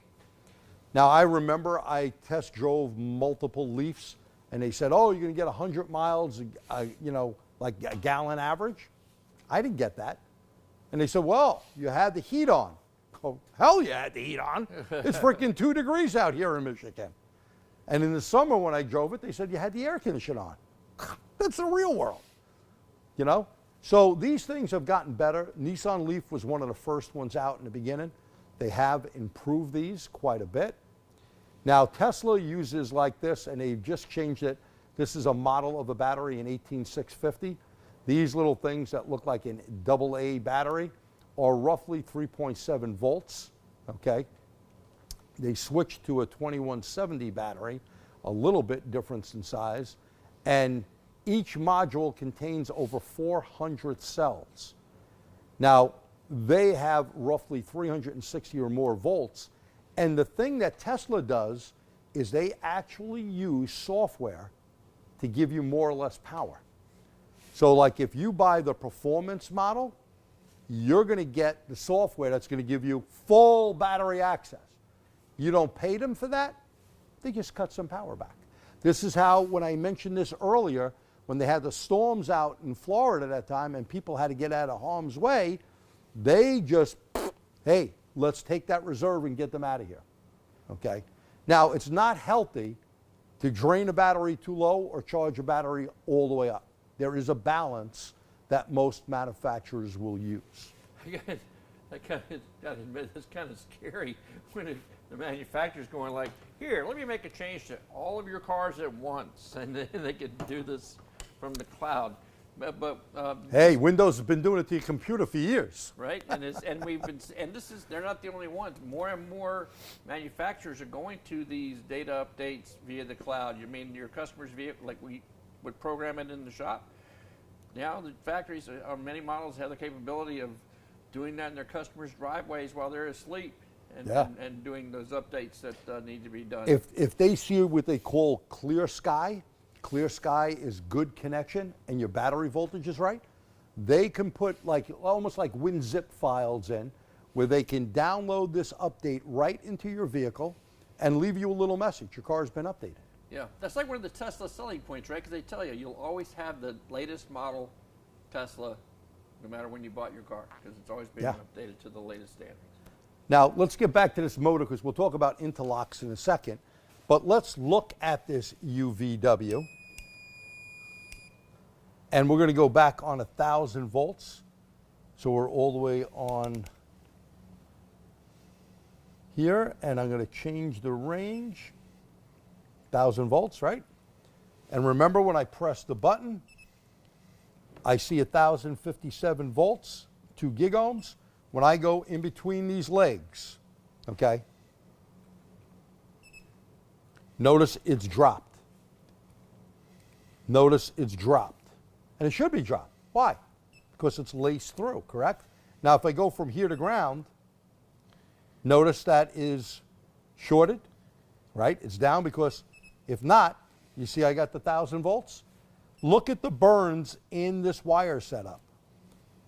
And I'll show you that. I'll tilt it up. So these are, of course, this vehicle could not move, okay? So these wires are all burnt up.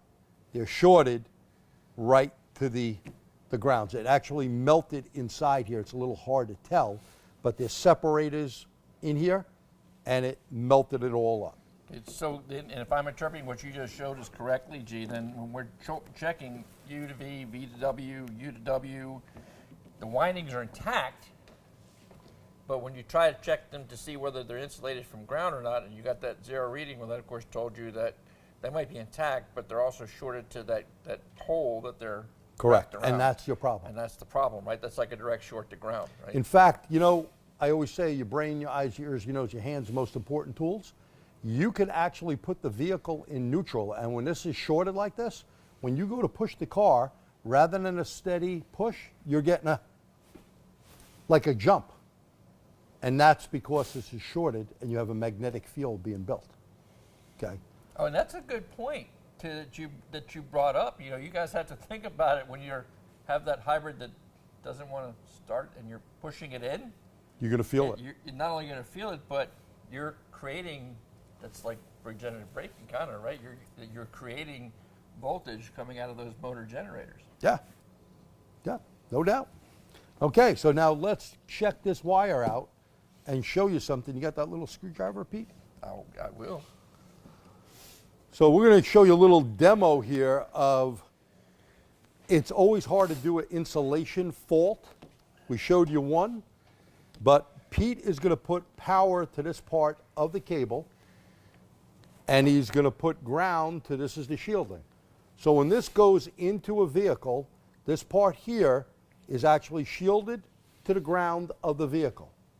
This is not. This is only on the high voltage system. So when Pete goes here,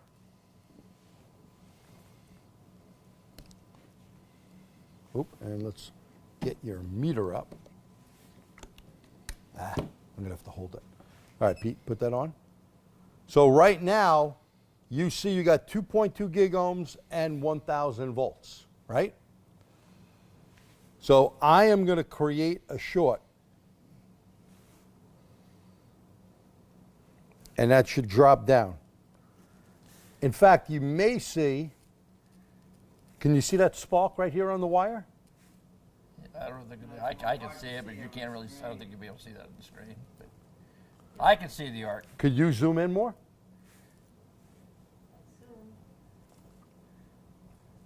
Because if we go to the other camera, it lights up so much, it makes the whole screen. So can you?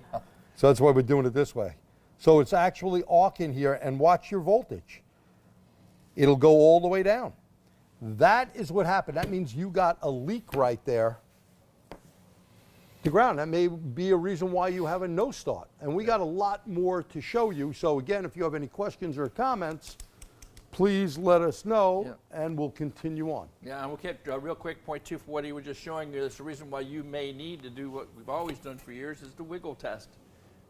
If you're checking a long length of cable, then you may need to do that wiggle test while you're watching your readings. And always look for things, Pete, like, you know, maybe a rodent went under the car or vehicle.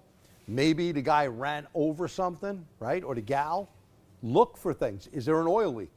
Now, one thing about hybrids or extended range, you're not going to get oil leaks on a full electric car, right? But if you have anything leaking on those wires, you could have a problem. Leaks are not something that you should let that vehicle go out the door. Or if the car's come back recently from a repair collision shop. Or I'd like to add flood damage. Flood Flood damage. very good. Now, we bought, I have it in my hybrid class, we bought cars out of Katrina years back. And, you know, not only was there salt water, which of course is totally corrosive, but regular water, and the damage on these things just unbelievable. And Pierre's right. The components are salt water, you're definitely done. Yeah. You're done. Okay. So let's talk about interlocks. We showed you the interlock, but here's one. And if you look at the interlock right here, you see this? This is a 5-volt reference. Now, when you do that 5-volt reference, you could jump it if you wanted to check the voltage on the high voltage side, right? Look at the gasket, how small that gasket is. So are you going to want antifreeze or oil leaks to get inside of that inverter? The answer is no. So interlocks, if you pull this cover off, that sends a signal to shut the high voltage down. How long does it take to shut the high voltage down? That's right, 5 to 10 minutes. Now in the real world, I put a scope on it, or you could put a meter on it, but I like the scope because I can see the voltage. And usually within 45 seconds, they drop it. But not everyone's going to check it. Don't take my word for it. You need to check it because it's your butt on the line, isn't it? And what are you going to be wearing until you know for sure? High voltage gloves and covers. Your rubber gloves and those leather covers. You bet. System main relays, another important thing. SMRs, and this is courtesy of Toyota Motor Company here.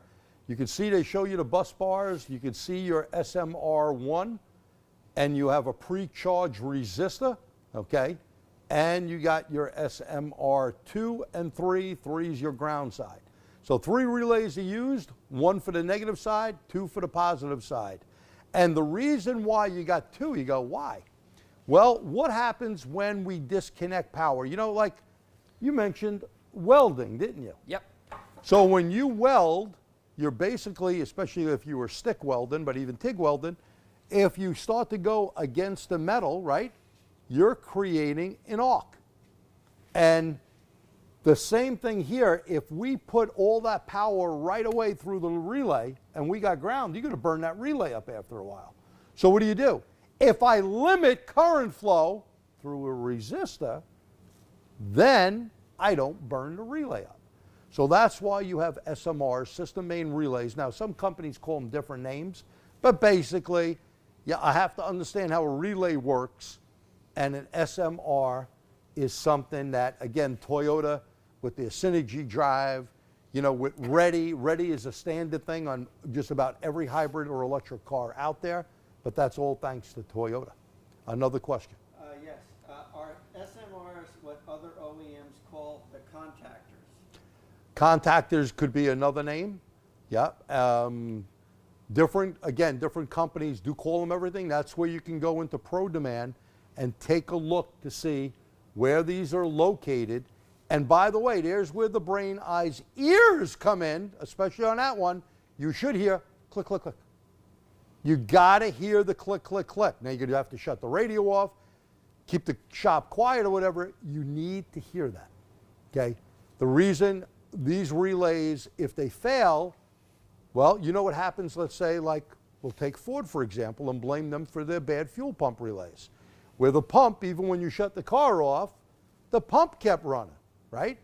The relay stuck. You don't want that on a high voltage vehicle, okay? So they have many redundant systems. Hybrids are built, and electric cars are built pretty safe. If you have the right training and you have the right equipment and you don't touch stuff in the wrong spot, you're not going to have a problem. Now here's the motors. Here's a good motor, no burn marks, and you can see it going through, and these are not burnt up. So what happened when those wires shorted out, okay, they melted and then we went to ground here. Otherwise you wouldn't get that reading. Does that make sense? Yeah. So on that motor right there, inside, when you saw that discoloration, it melted down, just like it burnt these wires up, okay? And I know it's a bit hard to see, but right in there, you can see some color difference between the other ones. Look how those wires are smoked.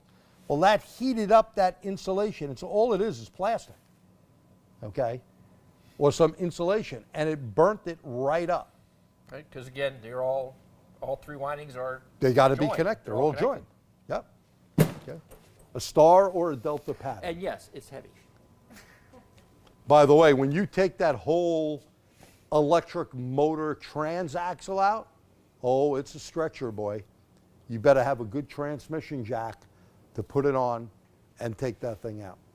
And it is a good moneymaker. Now, when you look at AC voltage, here again, blown up UVW, we are using special leads, okay? And you can see distinct, it doesn't look like a regular AC signal, okay? Here it does when we close it up, but this is the actual signature of the signal. Now, a lot of times when you do signature, whether this is a fuel injector or a motor or whatever, you don't see the dropout unless you take the time and actually tighten it up, okay? So here we have a regular sine wave, okay? And here we have a modified sine wave. So we got two different scope patterns here. Look at the modified one here on this scope. That looks kind of freaky. Of course, it's not AC. This is switching it through the IGBT. That's what's going on there. And here, it's going to be a little hard to hear, but what I want you to do is carefully look at this is AC voltage. Watch what happens to this voltage as it is actually being switched. Number 2. As it's actually being switched. You're on the screen. Oh, it is. I'm sorry. Okay. So here we go. I'm sorry. First an AC signal as we start the motor up, and it being rectified to DC. That is done through the inverter with the IGBT, integrated bipolar transistor. So what you're looking at now is we're changing time base, get fence. You can see if something is dropping out. Now this is on the trigger, but it needs to trigger off one thing. So we would need to stabilize that pattern more on what you're triggering off. Looking at it, you kind of see a dropout, but it's moving so fast, you don't know if you have a problem in the inverter. So we're going to use the deep record, that's measure and deep record, we just started it. And you're going to see a signal come in, it looks like a blob of yellow. But in the background, there is everything. We stop the deep record, we then use the zoom out window so we can make it smaller, then actually use a zoom in.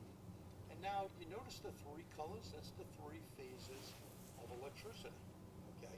But this is not the AC like we've seen before, this is the DC signal. And as we zoom out again to get it smaller and then zoom in, watch what we're gonna see. it's going to start separating. Now you can see the yellow and the red are up top. The green looks a little funky. So the nice thing with this scope that you can do is you can blow it up one more time, and it does look kind of funky, the green. The green looks small, while the yellow and red looks high. If we take the channels off, we can look at each one of the signals individually. So notice we took the yellow and the red, and we do see the green went down. If we pan across, it looks like the green comes back to normal, okay? Stays normal, then it looks kind of freaky and goes bad again. Well, that's not really bad. You're going to see the same here with the red. Look at the pattern. Is it look the same? This is what the integrated bipolar transistor IGBT does inside the inverter. This is absolutely normal. There's no problem with this car. Watch yellow. Same exact thing here. These signals are coming out of the MG motor generator, only one on this Honda Civic. And what's going on with this Honda Civic, it's going to put an AC voltage out that goes inside the inverter. The IGBTs are going to take the AC signal and make it to a DC signal. So you could see what actually happened there. We started out with an AC signal, and it switched it to a DC signal. And if you don't have a known good, you know, it's like when I first started using scopes, okay? Back in the 80s, when I started using scopes, you don't know it's good or bad. You hook up to a signal, and if you had something like a wave file program, or now like, you know, the Snap-on Zeus, where you could save these things, do a screenshot, whatever, okay, you could say, hey, that's a known good on this vehicle. And if it's a known good, then you could compare it. But if you didn't know that, you would swear that was a bad problem. There was no problem with this vehicle whatsoever. That is just showing you exactly what was going on. So here, we went over that again. There's the Terran's inverters take three-phase AC to DC and DC to AC, and it does that by the IGBT, excuse me. Parallel hybrid design. There are different designs. This is important to understand. Parallel configuration uses direct mechanical connection. Now this is important. Direct mechanical connection between hybrid power unit and the wheels. So that means your ICE is bolted directly to the electric motor, okay? And basically here, this would be like a Honda one motor generator, GM, a Jeep. A lot of the new Jeeps have stuff like this, a Ram, a BMW, anything that has like that alternator type of design. This is a very inexpensive way to do it. It's only one motor generator. But understanding one makes you understand two. Now, parallel design is not the most common. Series parallel is, because this is going to use that Atkinson cycle and incorporates a power splitting device. The power splitting device is the dampening disc. The dampening disc used with an Atkinson motor does not allow you to feel that. Otherwise, every time it's switching, you feel that bang. It's almost like on some of those bad start-stop cars, right? The early start-stop, when they shut off and go on, oh my God, you think, I remember driving in New Zealand, and I'm like, what the, I thought someone hit me. That Volkswagen was horrendous with start-stop. I had to shut the button off and go, screw that start-stop stuff. It was bad enough having the steering wheel on the wrong side. And then those roundabouts, oh, get the holy water out, my God, all right? Give me a lot of agita there. So this is your most common series parallel. You got Toyota, you got Ford, you got GM, you name the company, everyone in their motor and their mother that uses two motor generators, the most commonly used system, okay? Now, a series design, a power unit, meaning a motor generator, an ICE, turns the generator. This generator can either charge the batteries or power the electric motors to drive the transmission. There is no mechanical connection between the hybrid power unit and the wheels, thus the ICE never directly powers the vehicle. A good example was a Chevy Volt. Now, people argue over this all the time. The early ones weren't actually 100%. Yeah, you're right. GM wanted to say they were different, and they didn't do a good job of explaining the volt. Later on, this is absolutely true. This is an extended range. It is a plug-in vehicle that can run like a golf cart, meaning on full electric, for up to my volt. I've gotten 52 miles, of pure electric before it's switched over. Now, this time of year, you're lucky you get 30, okay, because it's cold out. And my ass, the heat seater is going to be on, and the heat's going to be on full blast. Sorry, okay? Yeah. And I'm going to plug in. And then if the gas motor comes on, and by the way, this time of year will tell you, the gas motor will come on for temperatures that are too low. Because you do have a heater grid type of system on electric vehicles as well, and that means it's going to have a heater grid, and I didn't bring that part in, but it's going to have a heater grid that is electrified, that is going to heat up the engine coolant that circulates to keep your butt warm inside the car. Because if you're on electric, how are you going to be warm? The motor ain't running. But in very cold weather, like it is, 10 degrees out right now or so, or 11 degrees here. Thanks for reminding me. I had to do it to him, okay? He's going back to 70-degree weather or 60-degree weather. So we got to suffer up here.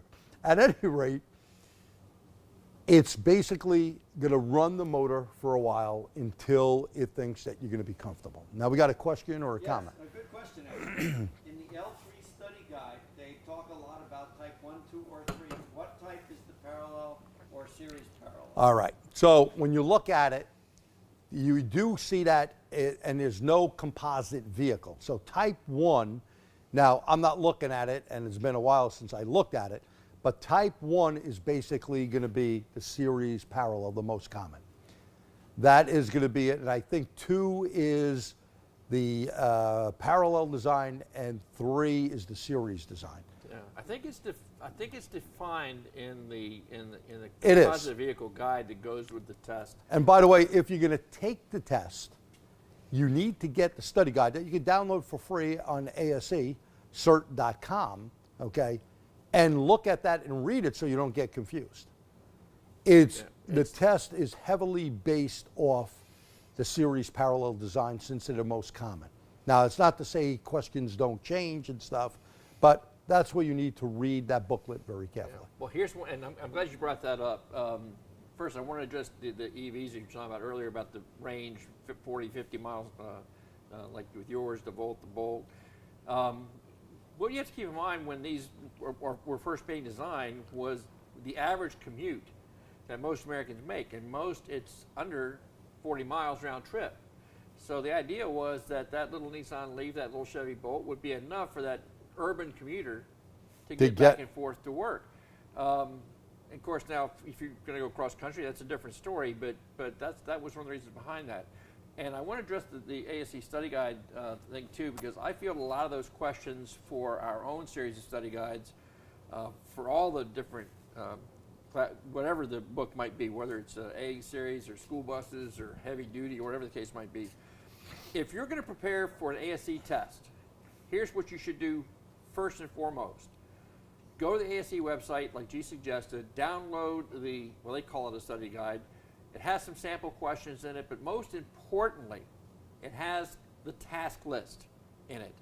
This is what changes when they revise the test, is the task lists. And that's what the questions are based on.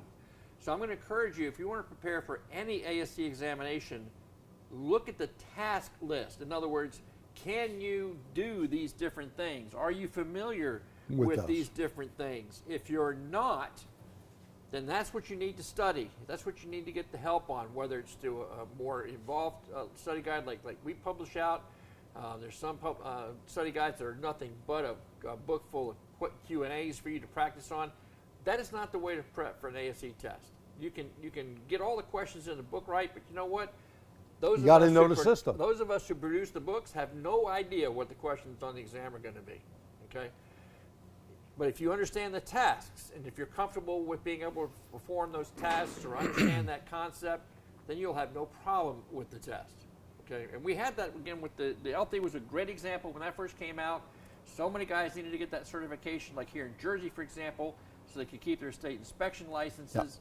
So a lot of people had to have that certification and had never touched a hybrid before, had never attended any kind of training before, were weak on electrical in general, and then they were upset because they weren't passing these exams because they couldn't complete, they didn't understand the task. So no matter what AC test you want to take, that's what I encourage you to do. See what the task list has to say. Ask yourself, do I understand that? Am I comfortable with that? Have I done that? And if not, then go look for the resources to help you. And of course, we have a lot of them, and so does TST. Yeah. Now, you know, it brings up a good point. Having written ASE test questions, being asked an honor to actually do it, Peter's definitely right, because what they have told us before we come up with any questions, we have to go through the task list. And that's what the questions are based off, the task list. So if you don't understand those things in the task list, you're going to have a problem. If you're weak on A6, which is electrical, you're going to have a hard time with the test. If not, you know, and I always tell guys in my class, look, the test questions change. It doesn't matter. I was one of maybe 15 people that wrote those test questions. Doesn't mean I know the answers, okay? Because ASE does a very, very good job of changing stuff around without changing the technicality of the question, okay? And they got a large bank of questions. But if you understand the components of something, and again, it's not based off one car, it may slant a little more to series parallel, in my opinion. But you still have to understand safety, you have to understand batteries, you have to understand questions like, if it doesn't go ready, well, bad battery, well, hold it. That may not be the answer, like in their study guide, I believe they have one in there. And the answer basically is, it's not the battery, it's not an electric motor, it's the brake pedal, because if the brake pedal doesn't see a signal, how are you going to get in ready mode? And if it tells you you got power and stuff, the only reason why you're not getting in there is from a particular signal. So go to asecerts.org. You can go to Motor Age, has tons of good ASE training material as well as other companies. Question? Yeah, the question was, you're talking about cold weather and everything. What about extreme cold weather, like 30 below? Oh, well, let's see. When I was up in Alaska, and I spent 7 years up there, you're 4 months out of the year, and of course always had to be cold month as well. I did hot and spring and stuff, but most times cold. Well, let's say at Fort Wainwright, a lot of those vehicles didn't move. That's up in the Fairbanks area where you get minus 40. Eielson Air Force Base out there, maybe minus 45 or so. And that's without wind chill. It's freaking cold. They don't do well, and they don't do well in Arizona. So if you do, and what I mean by well, you're not going to get the miles per gallon. The engine's going to be in run mode, and they don't do well. It's not made, see, this is another thing with electric vehicles. Extreme heat is not good for batteries, and extreme cold is not good for batteries. Yeah, but the same token, I mean, the technology that is getting better. Expanded over the last few years has been astronomical. I can't think of the name of it for now, but I know that the GM battery system they're using, I wish I'd learned more of the details before tonight. LG Chem. No, I forget what they call it. I have to go back and look it up again. But the technology technology is changing. It really is. Yeah. So, yeah, it's like true with anything else. There's certain, I mean, like diesel, like we had, you get to, if your fuel turns to gel, you're not going to get very far with that either if it's too cold. So. And if you don't check for water, you're really messed up. So. You ain't going far. Anyway. Okay, looking at batteries here. Here's our Honda Insight battery. And these had a high failure rate. As Peter mentioned before, the rear deck lid allowed airflow to go through. These are air. Now, if you got a dog you throw in your car, like one of the vehicles we had, customer came in after vacuuming the thing more than a few times, the airflow was hindered from going through that battery because there was so much dog hair in there. I mean, we had to take everything apart and recondition it. These have 6 D-size cell sticks, 1.2 volt, for a total of 7.2 volts per stick. It's the same batteries in this Ford hybrid. There's 250 in there, which is roughly over 300 plus volts in that Ford Escape.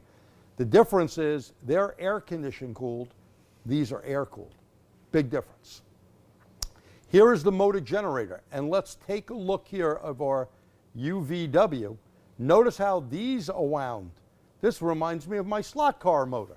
The tighter you wind it, the actual more torque and power you can get out of the motor. Now you got to be careful here. You see these pins?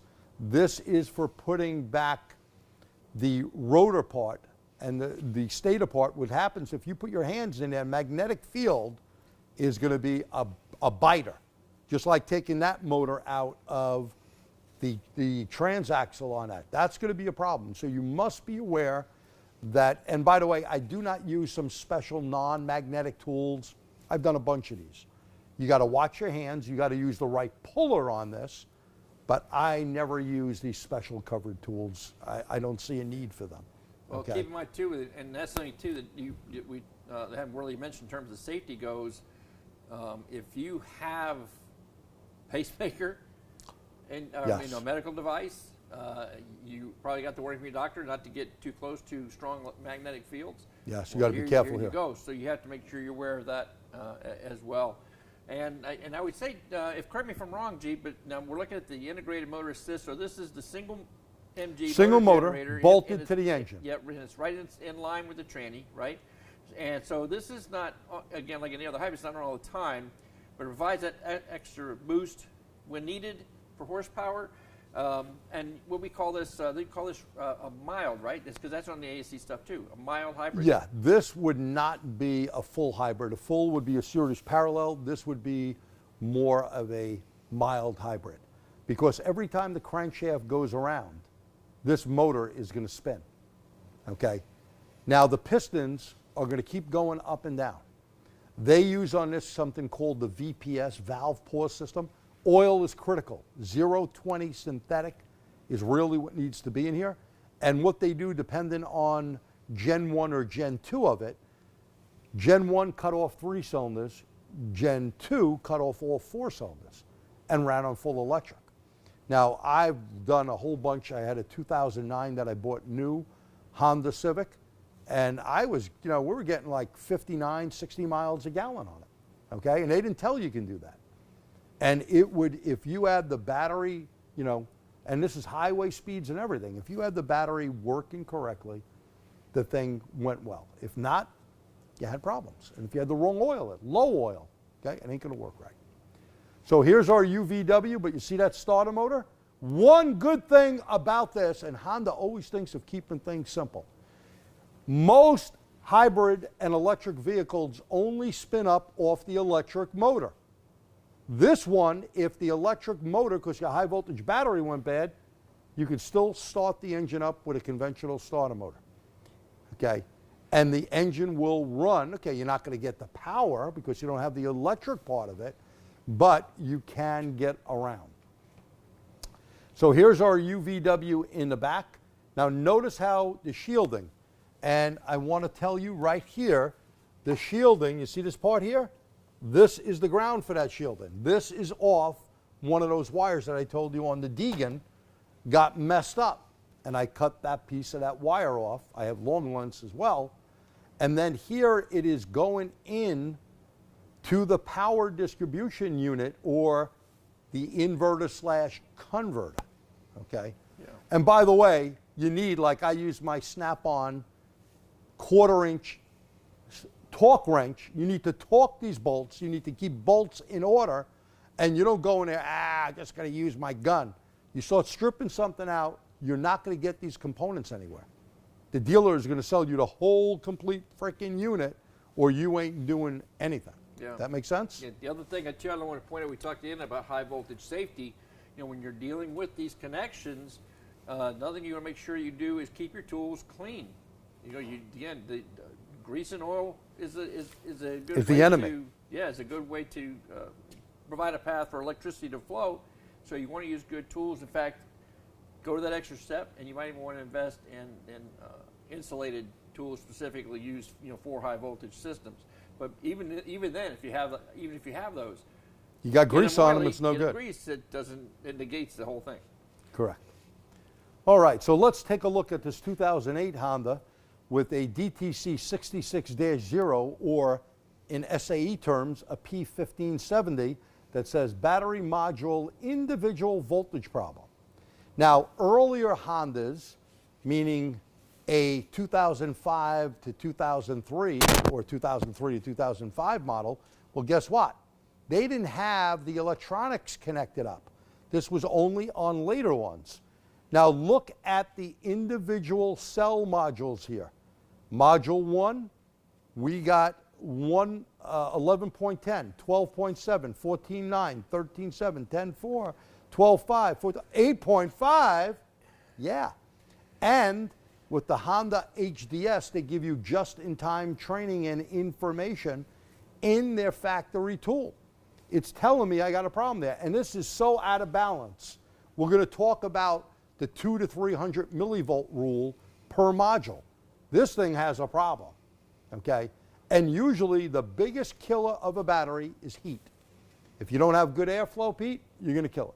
Now, is that the equivalent, G, because 12-volt batteries, the 12 batteries that we're all used to, you can't do it anymore with the sealed batteries. Back in the day, the hydrometer. You take your voltmeter, right, and you could measure the Go voltage in each cell, right, and or even if you know that 12-volt battery, 6 cells, 2.1 volts per cell on a conventional battery, that comes up to 12.6, which would be a good charged battery.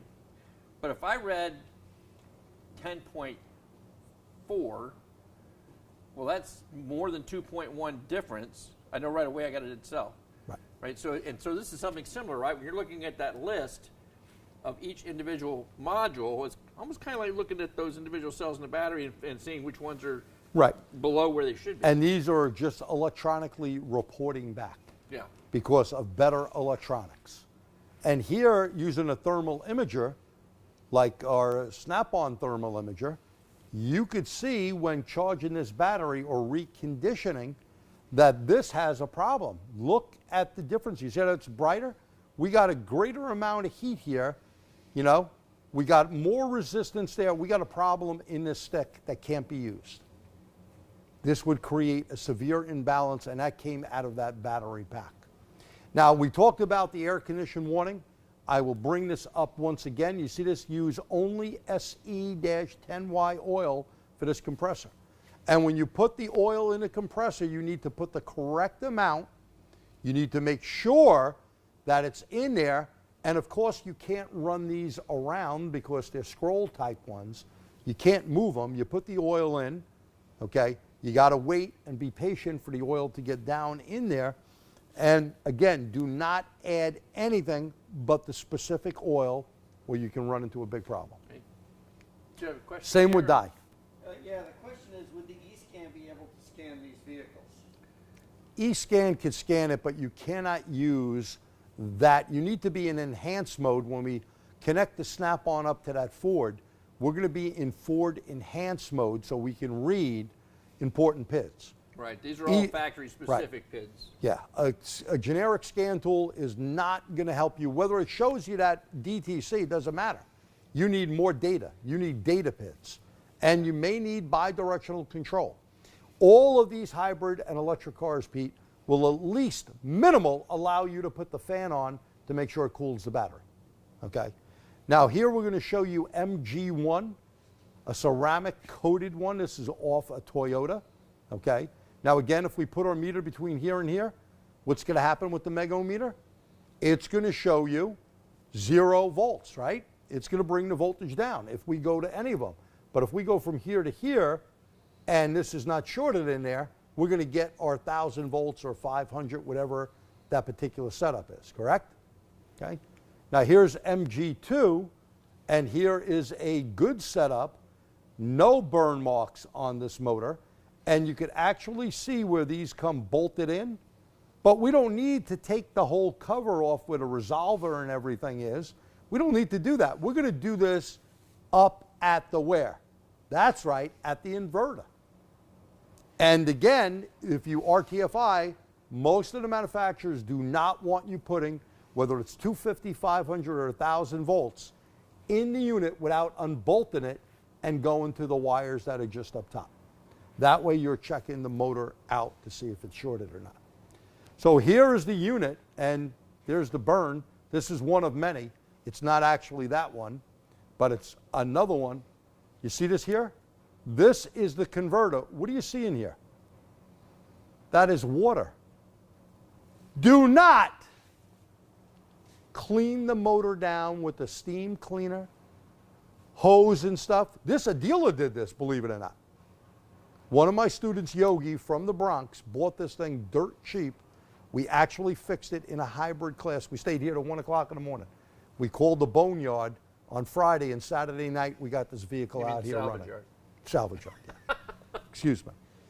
God forgive me. God forgive me. Recycling center. Okay. So, there's a Question.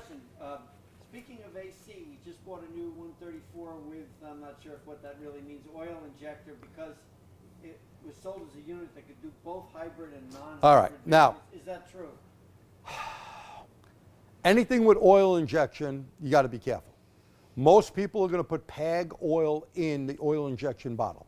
And these systems, I have another machine that says it does hose flush my butt. Because when I changed the hose after a couple of years, I cut the hose open. And I did hose flush right before that. There was oil in the rubber inside it, okay? You don't want to risk it, because even that minute drop that Pete remembers the actual spec, I ain't trusting that. I am using that AirSep tool that basically is going to take anything going in there, any refrigerant, okay, and it's basically going to burn it off. It has a heater element in it that burns the PAG oil out, Yeah. And we have or friends- any oil for that matter. We both have friends in Max Mobile Air Conditioner. When I announced the Mobile Air Climate. Yes, the new name that new I name. forget. In fact, they've got some training coming up in February in Yep. Tampa. Yep, that you'll be That doing. will be there, so if you want to check that out. But yeah, the machine early on with the hybrid deal, that a lot of people were trying to do that, trying to make use of the chassis that were available. But later on, most also came out and said, you know what? If you buy that new machine and you got that oil injection system on it, don't use it. Don't use it. Don't use it if you're intending to use it for hybrids. And as G said, that AirSep filter is just one nice extra safeguard to make sure that you don't contaminate the system by accident. I mean, come on, let's face facts, guys. I mean, you're probably going to a shop where there's more than one tech at the shop. Some are more cautious than others. So, you know, don't be the one that ends up, contaminating. And not the only system. that, if you got an expensive machine, now even check in for sealant. Right. Someone doesn't do that and locks your machine up, and it's May going into and it's going to take a month to get your machine back. You're going to lose a lot of business. Right. So do things right, follow the correct steps, and you won't have an issue. And again, and if you have more questions about that, you're on the right platform. Just plug it in. We Yeah. have more than one webinar we've done just that topic. Yep, and moving along here we got the ground, and you see the current sensor, just like a GM battery. This is a Toyota setup here. There's our SMRG to ground. There's the SMRB, which is the positive side. And here's the SMRP pre-charge, because you see the resistor? This is going through the resistor right there. That is going to prevent the relays from burning up. And here is your computer. Now, many times you may have to do updates or change them out. A lot of people think, just swap it. By the way, every battery that you buy from the dealer, this whole front part has to come off the battery that was in the car that you're replacing. It has to be bolted in there. You cannot put in anything you want, okay? And all this, when you bolt this down, again, use your 1/4 inch-pound torque wrench. We have, the snap-on one with the little lights on it, nice and fancy schmancy, okay? And here's the first thing you need to do when you get the tree hugger come in, and I hope I didn't insult you. I have hybrids, okay? But when I see stuff like this is disgraceful. This vehicle is getting 40 miles per gallon, okay, 0.3. This is disgraceful when you can get even an older Chevy Cruze. What's the little Ford car they used to have? The Escort. Ford, the what? Escort. The Escort. Oh no, what's the, Fiesta, Focus. what's the Focus? You can get a regular gas engine. You can get a Toyota Corolla. You can get a Honda Civic, non-hybrid. You're gonna get better mileage in this thing without the battery, without all the expense. So Soon as you see that, you need to tell the customer your battery needs servicing. Okay? This is going to be the number one problem. Your bus bars. Okay? They need to be cleaned up. And I guess that's the thing too that I'd like to share with everybody is that when you're considering a customer that comes in and when gas prices go up, everybody starts freaking out. And a lot of people buy these hybrids for that reason, for the fuel economy. When it starts going down, they come to you, complaining about it. And for gas guys, first, what's wrong with the engine, So it's a different mindset. It's not the engine, it's the main. What's wrong with that high voltage battery that you need to give me thousands for? Right. Now, even that Escape here in the bay that we'll be on in a bit, that thing gets 25 miles a gallon average, and it's a four-wheel drive or all-wheel drive vehicle. That's pretty damn good, okay? And it has plenty of power. So, hybrid vehicles or extended range vehicles are really quite helpful, especially when gas. When we got our first one, I had to do a training class for a New York City entity, and they bought a whole bunch of them. So I can go back, but I can't take a car out of New York City, even though we're only 40 miles away. I can do anything down there with it, but it'd be like every day I got to travel. So I was able to buy back in, it was a 2011 model, so I bought it in 2010, okay, Chevy Volt. And I was not a GM guy, I got to be honest with you. I kind of hated GM. I got my Vet that I had years back, my Firebird, my GTO. They were all nice looking cars, but they were all garbage, okay? So GM really impressed me when they did that Volt. What a great freaking car that I couldn't believe it. So I built this whole program and I said, wow. I traded that in, made money, got a 2013 one, had my buddy Scott Brown drive the car. He winded up buying one. And by the way, because he's in that sunny California, he gets over 300 miles a gallon average. I just get a mere 164 something miles per gallon average. So they're great cars, but those, the extended range, whether it's a Honda or Toyota plug-in or extended range, you're going to get more miles per gallon. Like the new Hondas, 100 mile a gallon plus average. And they always go low because of the Hyundai Kia problem where they promised 40 and I think it got 39 something and people freaked out. So they always underestimate them. And real quickly, if you do, you can Google it. When they come up with a miles per gallon figure for a hybrid or even an EV for that matter, it's a little slightly different formula. It's a comparison value to kind of level the playing field when you compare it to a pure gasoline or diesel powered vehicle. Yep. So here is a brand new one down in New York City. We had a brand new car that wasn't even tagged yet or license plates on it yet. We took the battery out of that Prius and we are going down the side. We have already taken the covers off and you can see we are at 7.87 volts. They were all even, okay? These are breather tubes right here, okay? The bus bars are all on the side. And of course, you don't do anything silly. The actual service plug is taken out of the battery. We are just checking each sub-pack. 2 of these make a pack, a positive, negative, make a pack, 14 packs, 201 total volts.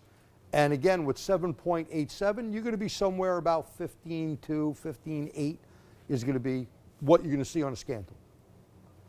Now here, with this thermal imager, we had a problem with the battery, and you could actually see, once again, the darker color is an issue where we're not getting warm enough, and we're getting too hot here, and you can see the imbalances, right? You see the imbalance here compared to that color? The brighter the color, the hotter it is. Now you may go, that's not that much difference. It is, because we've already checked this. First of all, we didn't take the backhoe out yet. We did it with the shovel. We did it with scan data that you're going to see coming up later. Scan data gives us the ability to go, hey, we got an issue here. Now sometimes you can get a battery back to life. I mean, our $30-something thousand unit charges, discharges, grabs stuff out. I'm going to show you a picture of it just in a bit, okay? But if you got a bad foundation, a bad battery cell, you ain't doing squat with it.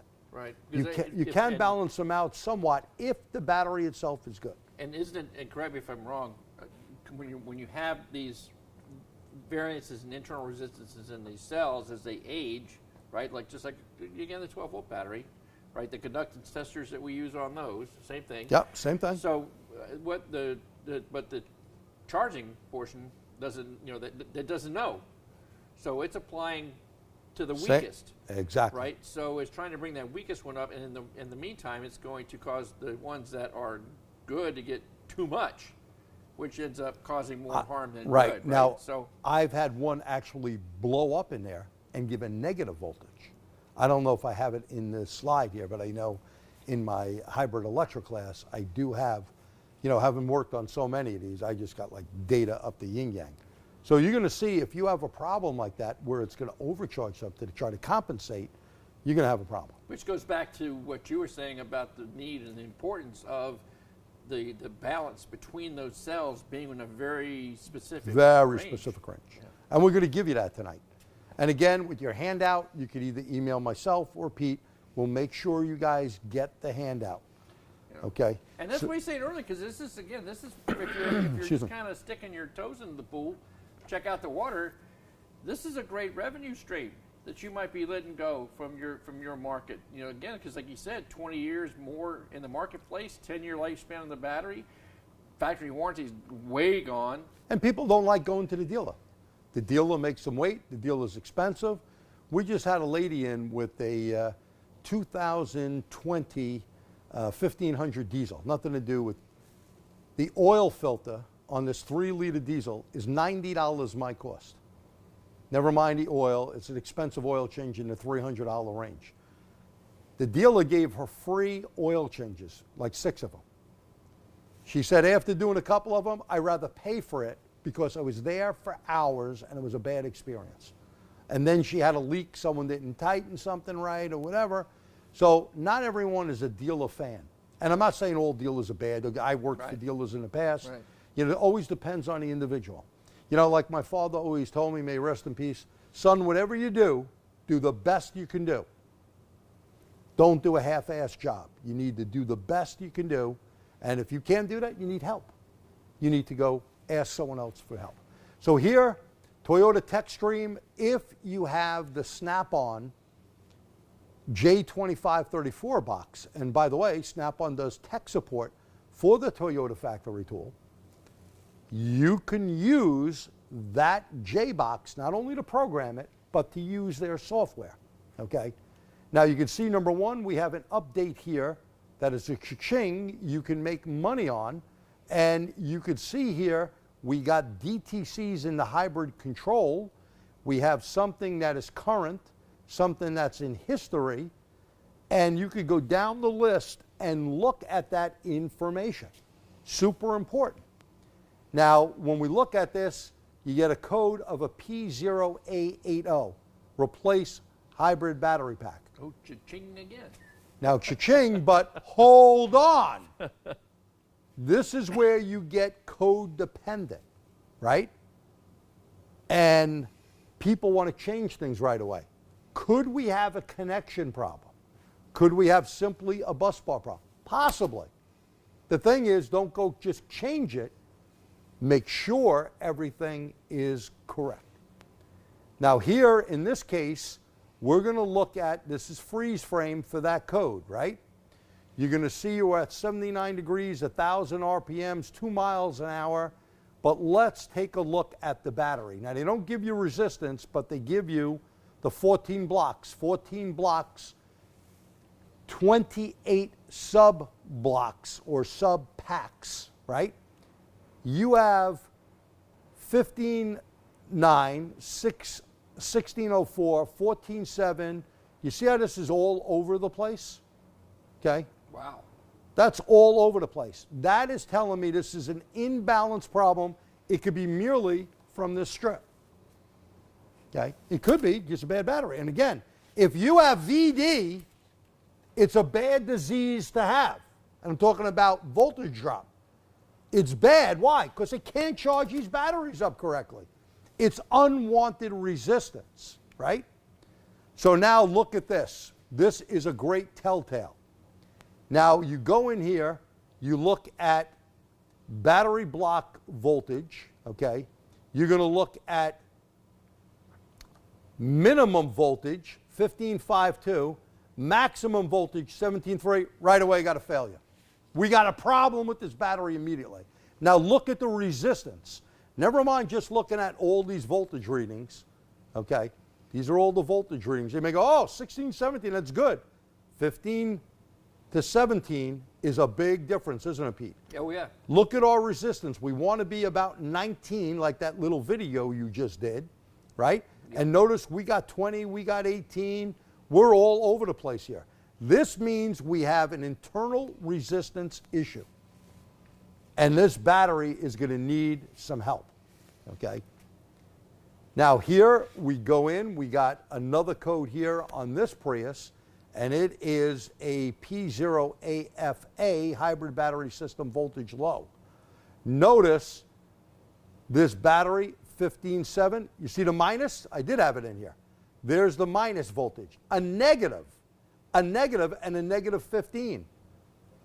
This is when you have a battery and they're compressed. There are torque rods in there that must be torqued down that hold the battery together because they expand and contract. This thing had a boom, okay? It had resistance inside the battery, the chemistry that it's made of, this nickel metal pack. Who knows, something happened and it popped. So this battery needed to be replaced. Now, just real quick, G, because you mentioned that on the earlier one, we looked at the minimum, maximum variance.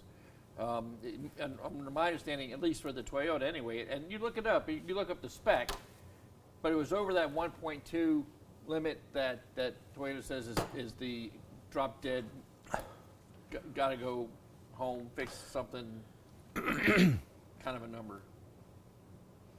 I usually see if you have 200 to 300 millivolt difference between the cells, you're going to get an imbalance problem. Sure, yeah, sure. And run into an issue. But if you have more than 1.2 volts, you're saying, right, then you got a serious issue that you got to really do something.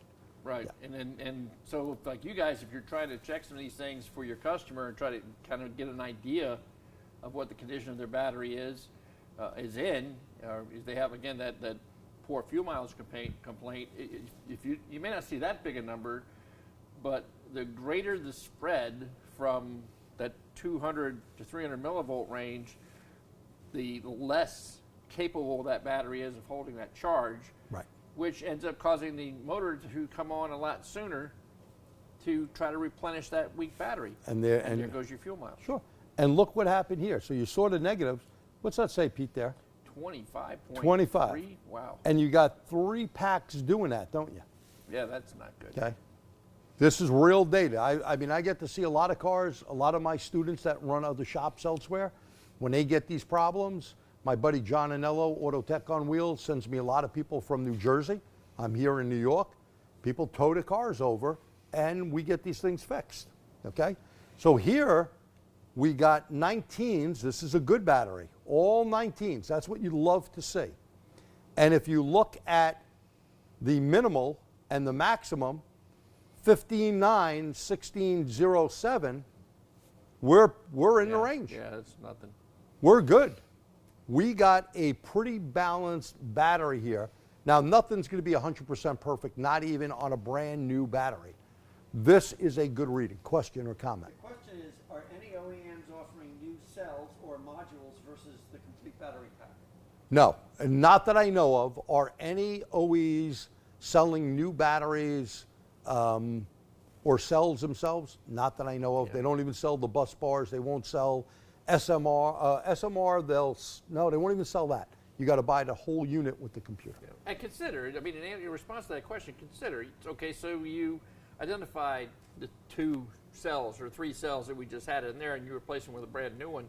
That's not going to be balanced to all the old cells. It'll be like this, Pete. You'll be walking like this, one new right, shoe, one old shoe. So you're really not You'll be crooked. You might you're throwing a Band-Aid at the problem. You're not really fixing, the problem. You know, there is a good video you can look at. Go to Dorman Products and type in hybrid. They have a video with their okay, I usually play part of that video in my hybrid class to let people see what's going on. Because like you said, they have what they call like a library of cells. Now they were doing this before they bought all new cells, because now these batteries, they're just too old. But if you have something that's in this range, these may be the 17 volt ones. These may be the 15. Well, depending on their internal resistance and the voltage at the same charge rate or temperature, these may be good ones to last longer, and these, they're not going to last more than a year or so. So you cannot put in, it really would be like a new shoe in an old shoe.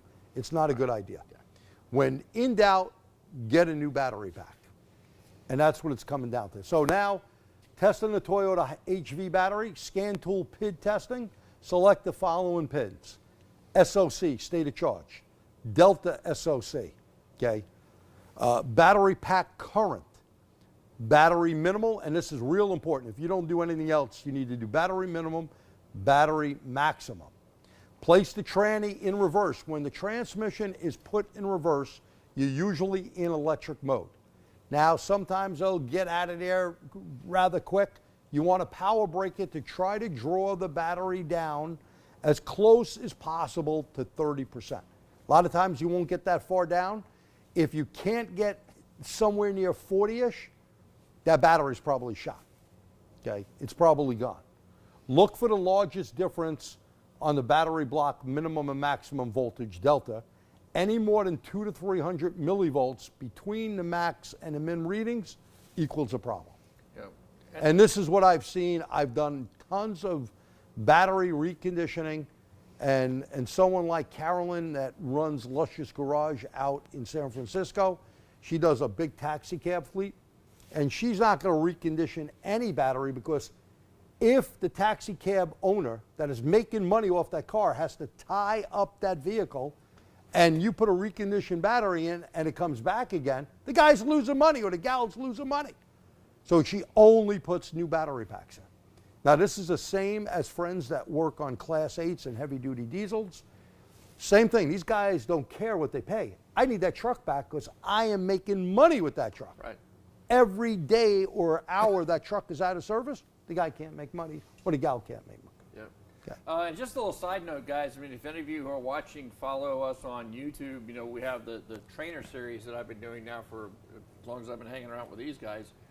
And the one that's going to come out on February 1st is actually about performing the battery test that G's talking about. Oh, it's not out. No, it won't be out till the first of the month. So be sure to look for that, and you can get an idea of how that test was done. Now, the one I was doing was a pretty good example of one that wasn't all that good, and some of the challenges that you might run into in performing these tests. And again, right. Doing something like this, like I said earlier, if you're just sticking your toes in the water, this is a really easy test to do for your Toyota customers. Yeah. And by the way, you don't have to put high voltage gloves on for this either. No, All you got to do is the scan tool up, right? You're doing it from the driver's seat, and you're able to, based on the results, you know, you're able to advise your customer. Well, you know, your battery is okay, but it's not 100%. So you may want to be aware that down the road you're going to be looking at an investment in the repair there. Have you noticed a change in your fuel economy? Because this doesn't go from 60 to 40 overnight. No. You know, it's a gradual depletion. Well, you know, it's like the struts and the shocks on a car. Sure. They never think they need them because what's happened, it's gradual over time. Then when they get tire cupping and they feel blub, blub, blub, blub, blub, and they go, oh, I didn't feel anything. Of course not, because it happened gradually. Same problem here. Okay. All right, let's move along. So you can see the bus bar, and here's a Gen 1 battery. You see these terminals? By the way, if you over-tighten them, what you do when you see the stud right there, the stud will pull away from the battery. Now, the original fix on these early batteries, there was a recall sent out to every owner, and every owner on this thing here, they went to the dealer took the bus bar off, sometimes they didn't even clean them, and they got a glue gun and they glued it. Now, you talk about isolation force, this is no lie. You see how these are leaking here? When they start leaking, this is not electrolyte like a battery, but whatever the chemical is, I'm no chemical engineer, okay, starts going down, and you can see something right there. You see the darkness right there? Yeah. You will get an isolation fault that will short the battery out. You see all this? So, and right there, this is an important thing to do. If you're reconditioning a battery, we used to clean these up and paint them, okay? That way you weren't getting any issue with anything coming down, because there are bolts on the bottom of the battery, and you are going from power to a ground, and the battery is going to go and die on you. So Stable in 22A that you can get, you guys up in Canada, this is some great stuff. You only put it on sparingly with a Q-tip. I steal them, Doreen gets mad, but I take them from home, bring them in, and you only do the male side. You do not do the female side, meaning the nut, okay? And it's true. I'm sorry. And look how bad this. No, honey, he wasn't talking about you. I love you, so it's not. Hey, I wasn't even going there. I'm sorry. Look at this corrosion. Sorry, guys. This oxidation and voltage. Look how bad that is. Yeah. Okay. So this vehicle, by the way, came in running. No lie. But it wasn't running real well. The engine was on a lot of the time. I'm sorry, but the black and blue of that corrosion looks like you couldn't look after you called your wife a nut. Come on, don't get me in trouble. We got to finish up here. So here's after we rebuilt this battery. Most of those cells we could not use. Now at the time when I did this, there were tons of donor cells around. So we made a beautiful battery pack, and this was the factory tool at the time. And notice my balancing, and I didn't have a great test. I had one of those little charger discharge units, but 14.9, excuse me, to 15.13 at the max. Am I in my 200 to 300? Sure I am. Yeah. So I got myself a good battery. And by the way, if you don't balance it out and you don't have a certain amount of charge rate, you're going to have a problem with that battery. So a lot of people didn't finish the battery right. There's a finishing thing. And if you didn't finish the battery correctly, you were going to run into a problem. So here is the charger we have, okay?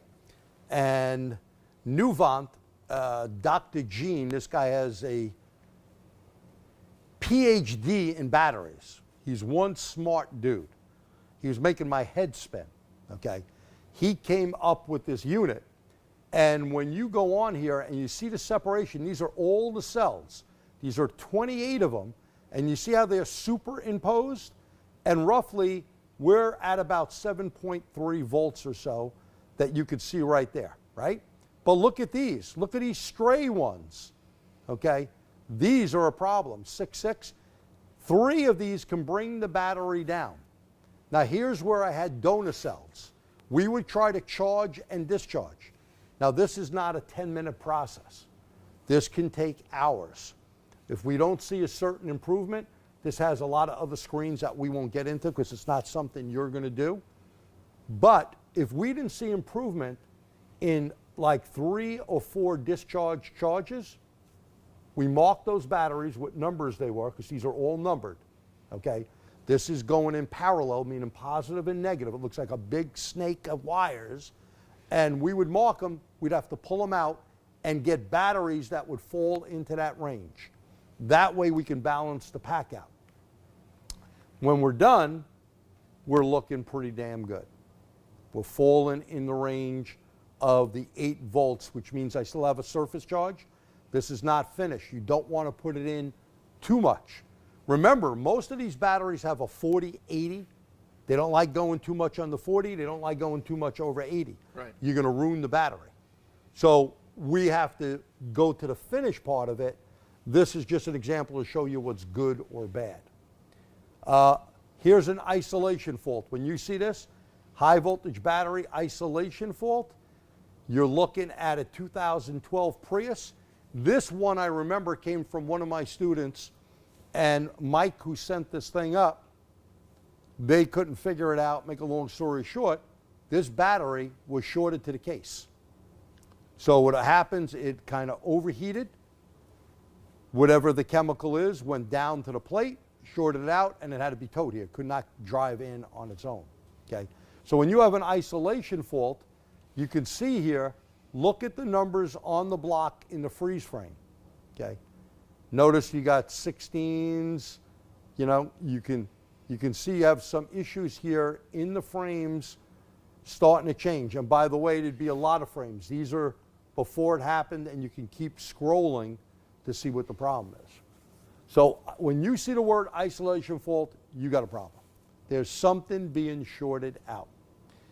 The AC motor here that we have apart, so here is the spiral wound, and it's going to tell you, Denso makes a lot of them, use only the special oil. Is a little worn off, okay? But if you put anything else in here, and there's two style motors. What do I mean by two style motors? One has a built-in inverter, okay? So one's going to run off AC voltage, one's going to get DC and its own inverter to switch it to AC to run the motor.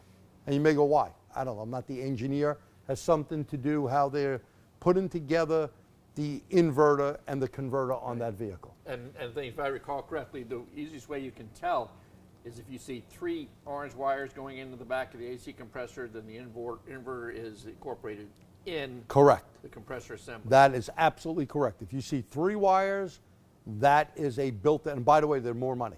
Yeah, oh yeah. These things are in near the $3,000 range. Yeah. Now, of course, a boneyard, and again, we get some people, you know, when you hit them with a bill, and they go, what are you kidding me? Hey, we didn't build the car. We didn't buy the car. That was your problem, not my problem. We didn't break the car. Okay? So we basically, we give them the option, okay? And, you know, we use a salvage yard that if you pay extra, but you can get a good warranty. And we tell them, we don't even sell it without it. We go, this is the price. You don't like it, buy a new one or don't fix it. Yeah. Okay? Yeah, and another quick side note while you mentioned AC compressors, don't let the fact that that when you see one that has a belt-driven pulley in the front of it, don't let that fool you, because there are HV compressors that are both belt-driven. Great Hondas. And so look for that orange wire. If you see an orange wire going to the back of it, it's an HV compressor. Yeah. All right, moving along here. Here is the hybrid components, motor generator 1 off this Ford right here. Okay? So you can see you have the same type of windings, super heavy duty. Now this, when you pull this part out, the rotor, you're going to feel a huge magnetic field. It's going to be, you got to be careful with your fingers. You pull this in there or put anything in there, it's going to pull it in big time. Like then a black hole, huh? Then you got motor generator 2, okay? Now here are the things, there's your heater pump that circulates engine coolant, a metal pump, mind you. This is going to circulate so your butt stays warm in the car when you're in electric mode. Like I can do up to about maybe 26 miles an hour, as long as I don't hit the pedal hard, maybe 30 in some cases, and it'll stay in electric mode. But if I hit it and the APP sends a signal, all of a sudden the gas motor will come on, okay? And then of course you'll get heat. Otherwise, it is dependent on that to put it through. Here's the thing that's going to kill you. This motor here, and this is the upgraded one from Bosch, okay? They make the new updated pumps. This did have a TSB. If you look in Pro Demand, always look at the TSBs. This will shut down your vehicle. And Ford was the first company. Toyota, you know what kills those things? Heat. If you do not cool this down, this is liquid cooled. Honda, I always say Honda was like Volkswagen, the people's cars. Volkswagen was air cooled. Well, the Honda one motor generator, the IMA, was air cooled. This is not. This is liquid cooled. Honda's liquid cooled, okay? If you overheat the components because this inexpensive motor, okay, was not tested, and how are you going to test it? Well, I'm going to take my scope and I'm going to look at the pattern to see what the current is and if it's even. Just like fuel pump current ramping. And by the way, this looks like an AC signal, doesn't it? And it does go above and below. It's just the signature off that pump. And by the way, GM uses that same Bosch pump. They contract out for them. They did not use this pump in the beginning, and it was shutting down a lot of these vehicles. People seen a sign come up, stop safely now, and they had to pull to the side of the road. Now, if you were in a Toyota, you didn't get that signal until Gen 3. So Gen 1, Gen 2, you didn't get that. You got stuck. Now here, when you get an isolation fault, this was off this vehicle. You see you got a P0AA6, and it says hybrid voltage system isolation fault.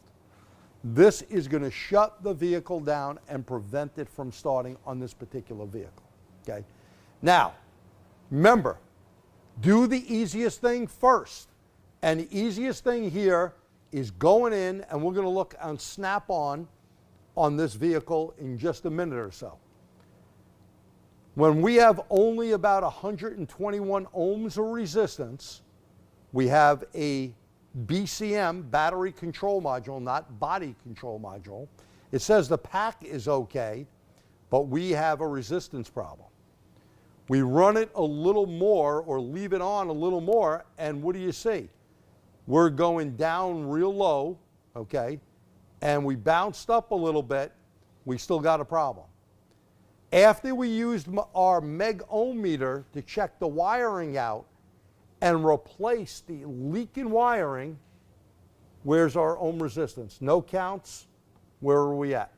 Okay, and it says battery state of charge. If you highlight this, it will tell you leakage, okay? And if you don't have roughly over 300 on these, you're going to run into a problem. Now, you can read the whole story because of time. Go to Motor Age magazine, type in my name, G. Trulia. You can look that up and knock your socks off. There's a lot more pictures and stuff in there. I have a quick question for you, Gene. When we're talking about these hybrid isolate or high voltage isolation fault codes, I noticed it doesn't say high volt isolation battery, high volt isolation Right. cabling, high volt inverter. Sometimes they won't tell you. So is there a technique that you use to help you kind of narrow down your hunt for what's causing that problem? Or? Well, on here, so we would go into something.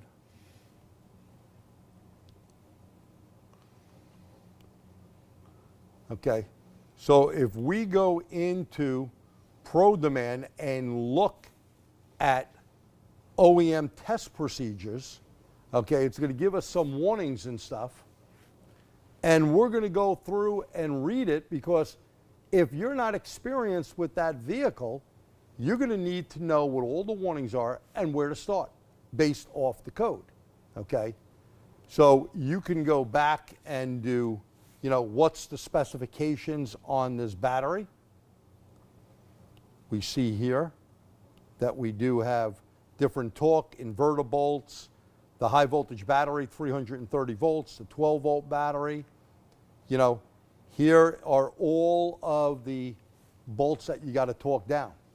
Now, we found a problem. In fact, Pierre had tried to pull this car in, and we had a connection problem, not on the high voltage wire, okay? We had a connection problem on the low voltage wire, that there was a problem when it connects into the left side of the car with all of the data pins that go from the PCM to the battery control module back there. There was VD, voltage drop. We had to clean the pins up with stable in 22A and put it back in, torque it down, no problem, it ran real good. So sometimes from sitting around, you know, a lot of times there's moisture. One of the guys left the windows open in the car, little rain got in. So we can do, you know, a search on hybrid system, and it's always good to look at, you know, what they may have. Component guide testing, okay? And you would want to go through and look at things, or how does the hybrid system work, okay? While you're doing that, Jerry, there's a mention of subcodes. We want to talk about that. All right, no subcodes on this, but subcodes on Toyota systems. And yes, you need the right information on that, okay? So essentially, it's just like any problem we've ever had to approach as technicians. Do your homework in the beginning. Research the code, research how that code is set, what the conditions are, what the criteria are, what the systems involved are, and then you can logically build yourself a diagnostic process to follow to narrow down that fault. Right. Now you see here like test procedures for the high motor traction motor. Okay. Now these are things you got to look up. If you don't have information, you ain't fixing diddly squat. Nothing. You need this. You're not going to know this. You know when you get good at it? When you get stuck on a vehicle, and I've noticed this in my career, you get something that's really hard and you look at it. You know, years back when I had Mitchell, before they called it Pro Demand, I had the CDs, then they went to DVDs, and I used to have a CD player at home where I'd take the one from the shop, but I wanted to buy one from home, and I would go home and look it up. Now the online version is great. You can be anywhere and look something up. You need to RTFI. Again, I can't bring this upon you. Before you run to the toolbox, you need to know what the hell you're testing. Now again, visuals, you know, all the basic things, code reading, and then looking the information up. So you could go through all this, and we're not going to belabor this, Right. but we're going to look at the vehicle. We're going to switch over to the vehicle now and take a peek at that, and then we'll return back to this and get you out of here in a little bit, okay? But we do want to cover this to give you the most information as possible. So, Pete, you could start this baby up.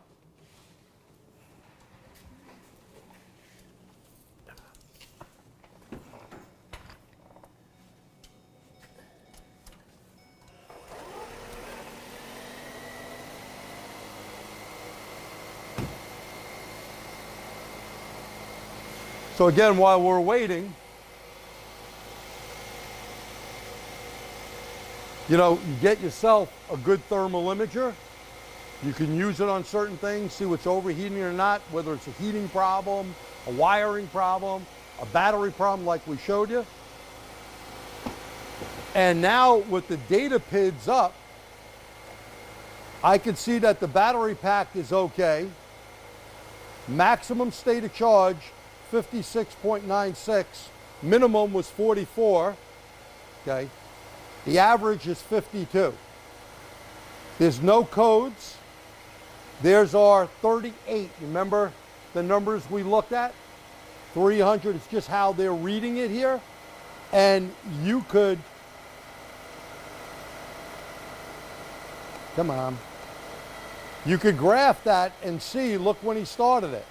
Look at the difference and look where we average out. You could also do that here on state of charge.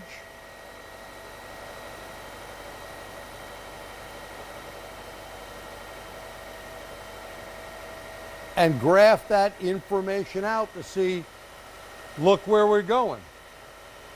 We went from 54, we're now up to 59, okay?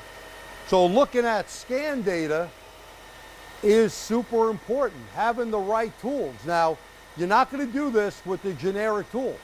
We're specifically in, on the Zeus, Ford Enhanced Data PIDs. Now, of course, prior to this, we did go through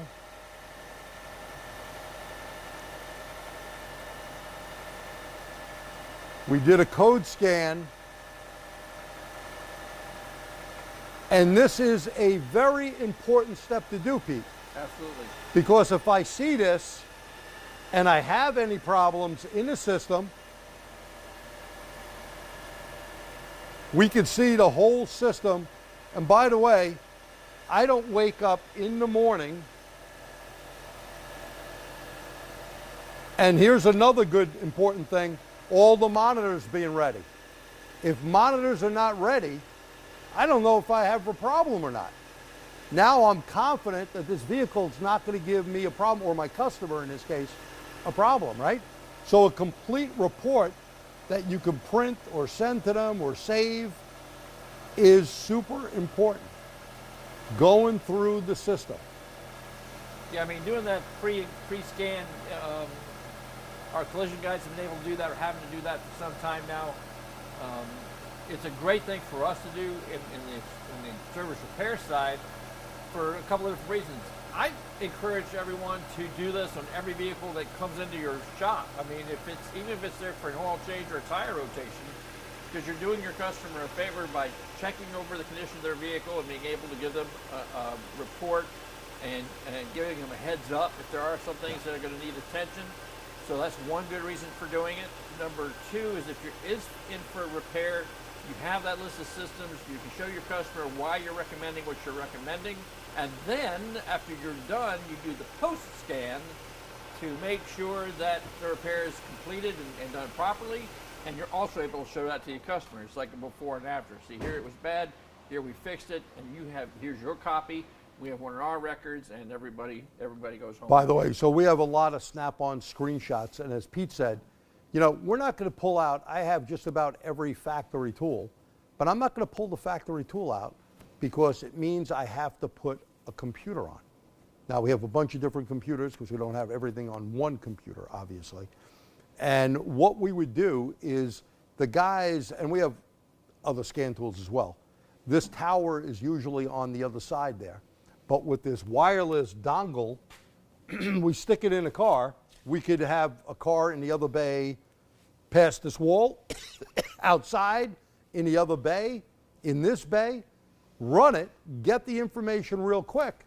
Now, dependent if it's a drivability problem, if it's a reprogramming issue, whatever, then we may make the switch. So it's important to do that. And this runs super quick, super easy. You could graph stuff. If you see a problem, it has the smart diagnostics built into the tool. And I believe when we did the other scan tool, Snap-on was our sponsor, I believe. What was the name of it? The Triton. Yeah. Mm-hmm. Okay.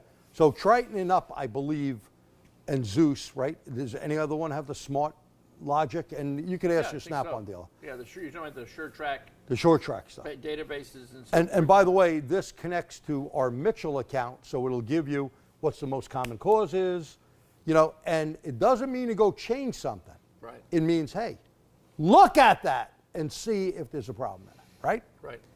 Question, and then we'll head back to this. Question is, are the majority of hybrid system testers metric? Looking at big truck brands, it says the high voltage tools are SAE. So the question is there, the other half of the question, are there metric tooling recommendations? Everything I work on cars, I mean, I've only done some Eaton things on some trucks, but they're not super heavy duty. They're, you know, like a mid-sized truck. It was metric. So I'm not 100% sure on anything like a Class 8 or whatever. I don't know. And that's a whole new spectrum. It is. And I don't know if anyone's using SAE stuff. I would think, first of all, we should have went to the metric system when my kids were in school 30-some-odd years ago. Actually, Very quiet there. 50 years ago when I was in school. Right, but then they did away with it, and then they were pushing the kids in the 80s to do it, and then it just disappeared. Yeah. But, So but it's you're a better looking at- system. It's almost kind of like the Wild Wild West, right? Because you have a lot of companies that are getting involved in building electric vehicles, new names in the marketplace that nobody ever heard of, but are doing exceptional work. Right. And I think if you're watching and you're from over in California, you're probably already well aware of some of the rules and regulations that your governor's put into place about phasing out combustion fuel vehicles in the state and making even the big Class 8s go electric. So, and there's been some really, that's why I said earlier, guys, this is, and gals if you're watching, is a great time, a really exciting time to be a tech. I mean, I just saw recently they had a news report where they had a Class 8 tractor trailer, fully autonomous, make the trip over out west, I think, from like, I want to say from California to Nevada or something, but fully autonomous on the interstate, going down the highway, you know, pulling that load, and nobody behind the wheel. So that's the future. That's what's coming down the road. These things are being tweaked every single day. Yeah. And when you get some of the ADAS systems, all feedback. I remember when I first had it on one of the Cadillacs I had, and that's got to be, I don't know, 8-9 years ago. I was amazed when someone cut me off how the brakes came on faster than I can react. Right. And they take all that data, you know, in that case of OnStar, they look at it and they tweak these systems better. I remember my 2018 XT5 driving my favorite place up there in Massachusetts. I really do love you guys. Now, baseball team is a different ballgame. But anyway, driving down the road, I did this. And the Mass Pike is not straight. I was amazed. The thing is great, and after a while it kept beeping at me. Right. It knows if your hands are not on the wheel, and then it began to snow. And when the camera doesn't see stuff and the radar starts getting confused, it starts degrading the power of the vehicle. So pretty neat. But we got a lot more to go through. Not a lot more, just a little more. Hang with me. We're going to talk about extended range vehicles. So whether this is a Volt or whether this is a Toyota or anyone that plugs in, now this happens to be a 110 line. This was my loaner car from the GM Center, okay? My car was in for an update. They had an update because when I bought the first one, it was an early version, and they added another coolant tank and some software programming. So they said, hey, you could drive around our Volt car. Okay, we're driving around, and we'll play with it, right? So here's something off my Volt. Your fuel usage has been so low that the fuel is becoming stale. Engine will now run to burn the fuel. Add fresh fuel when the level is a half a tank or less. Now, you could prevent this from happening by just hitting it, but it goes to show you, if I fill the car up, I don't know, sometimes only once a year, it could be twice, depending on the miles per gallon you're getting or however they calculate it, you're not filling it up a lot. You know, when Doreen was using a Jeep that we had, and she was using about $120, $120 a week or more, okay, in the Obama era, that when we got that Volt, it was like, and she still, when she drives the Volt around, it's like, she don't know what it is to put gas in a car, okay? She has no clue. What's gas?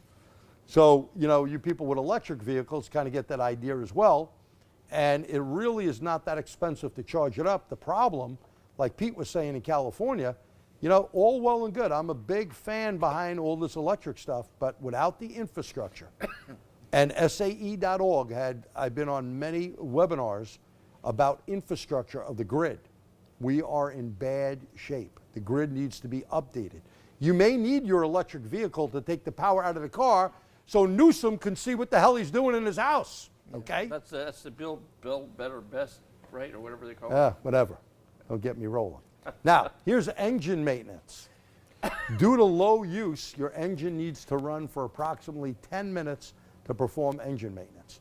Now, this is important, and you see you could opt out of it, but because the engine doesn't run much, this is one of the things that you would see. Sorry about the dirty screen there.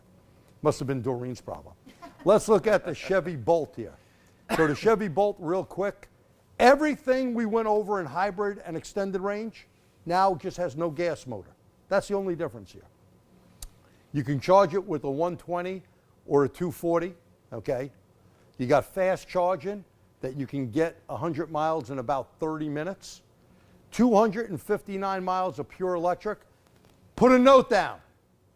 Currently, LG Chem and General Motors work together on this battery project. They're both suing each other over this stupid thing. You cannot fully charge this battery. You should not charge the battery indoors at all. GM sent a warning out on this. You need to degrade the battery charge level, which will drop that 259 down to 90% charge. Now, no, you don't need some special scan tool or anything. You can do it from the big screen in the car. You can go in and do it. There's easy steps. I did a bunch of these doing a class not long ago for New York City. Okay. The system setup here, courtesy of General Motors, shows you everything is electric, all these wires.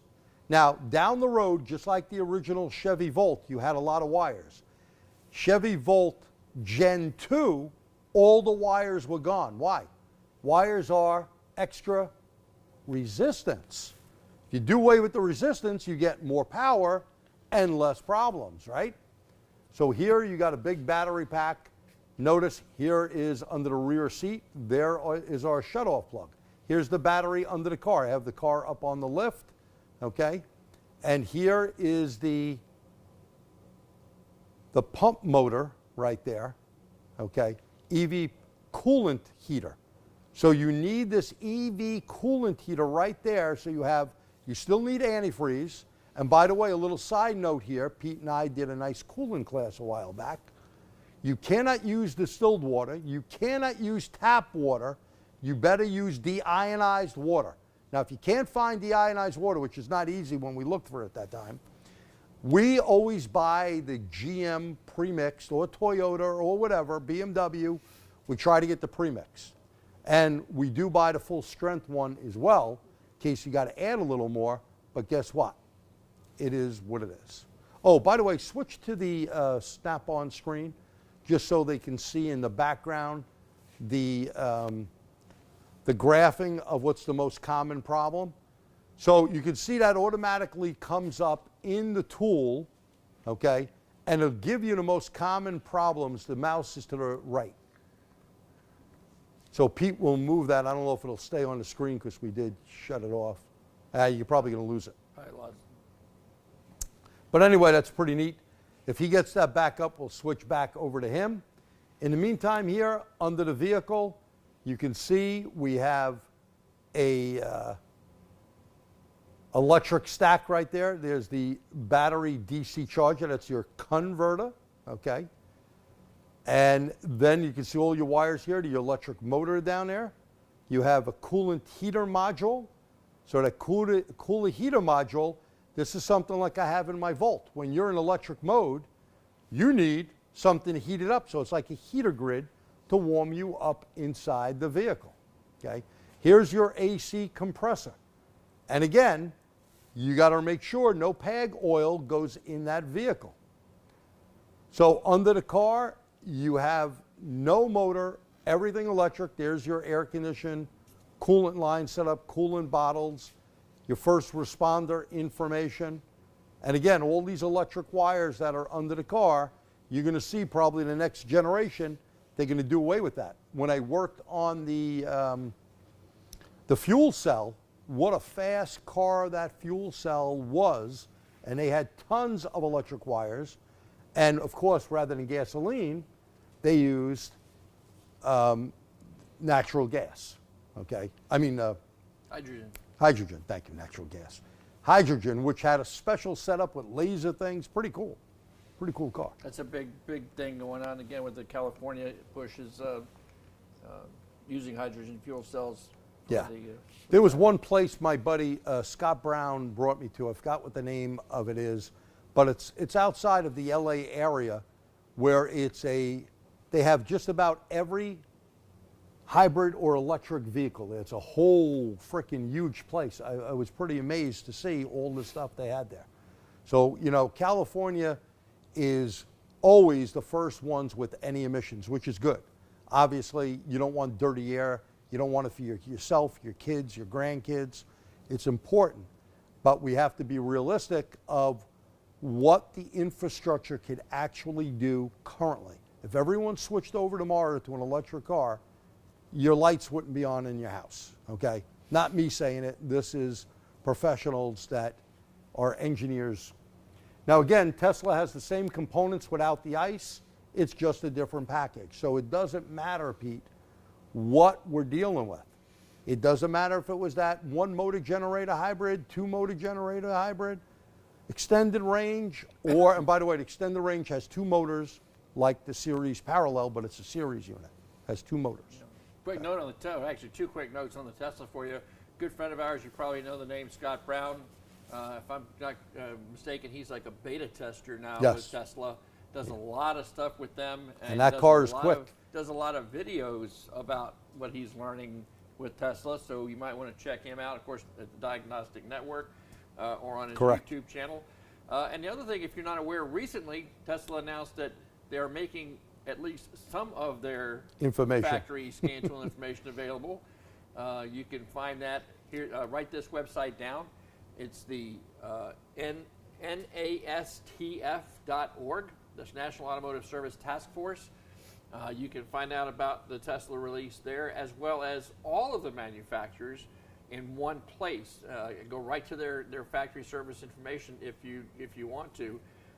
One of the free information that all of them offer is that first responder information. Oh, that's by law. They all have to have it. About the safety aspects. Makes good reading. Can also help you as you develop your hybrid abilities.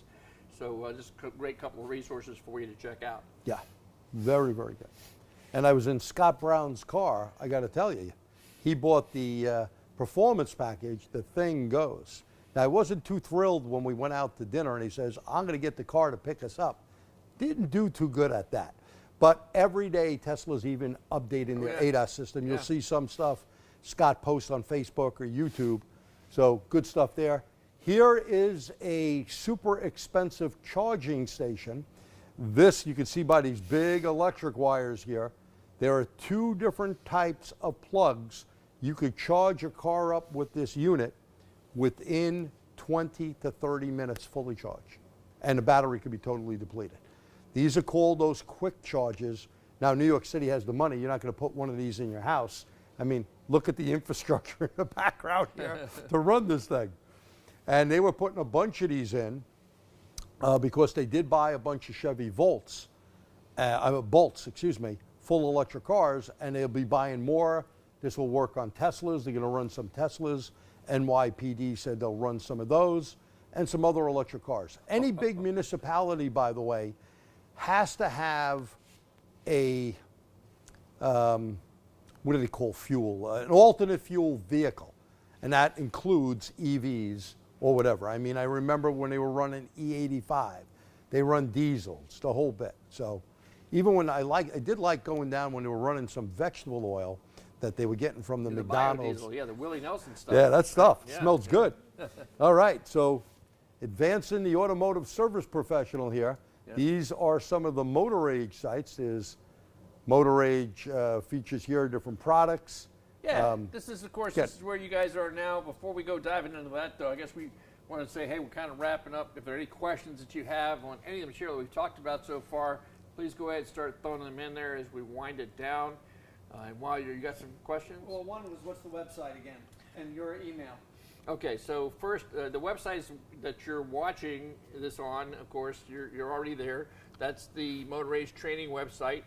And I just want to point out that we have a lot of training resources for you. In the last 10 years that we've been working together, we have really helped to expand the resources available to you through Motor Age. This is one. Of course, the ASE study guides is another.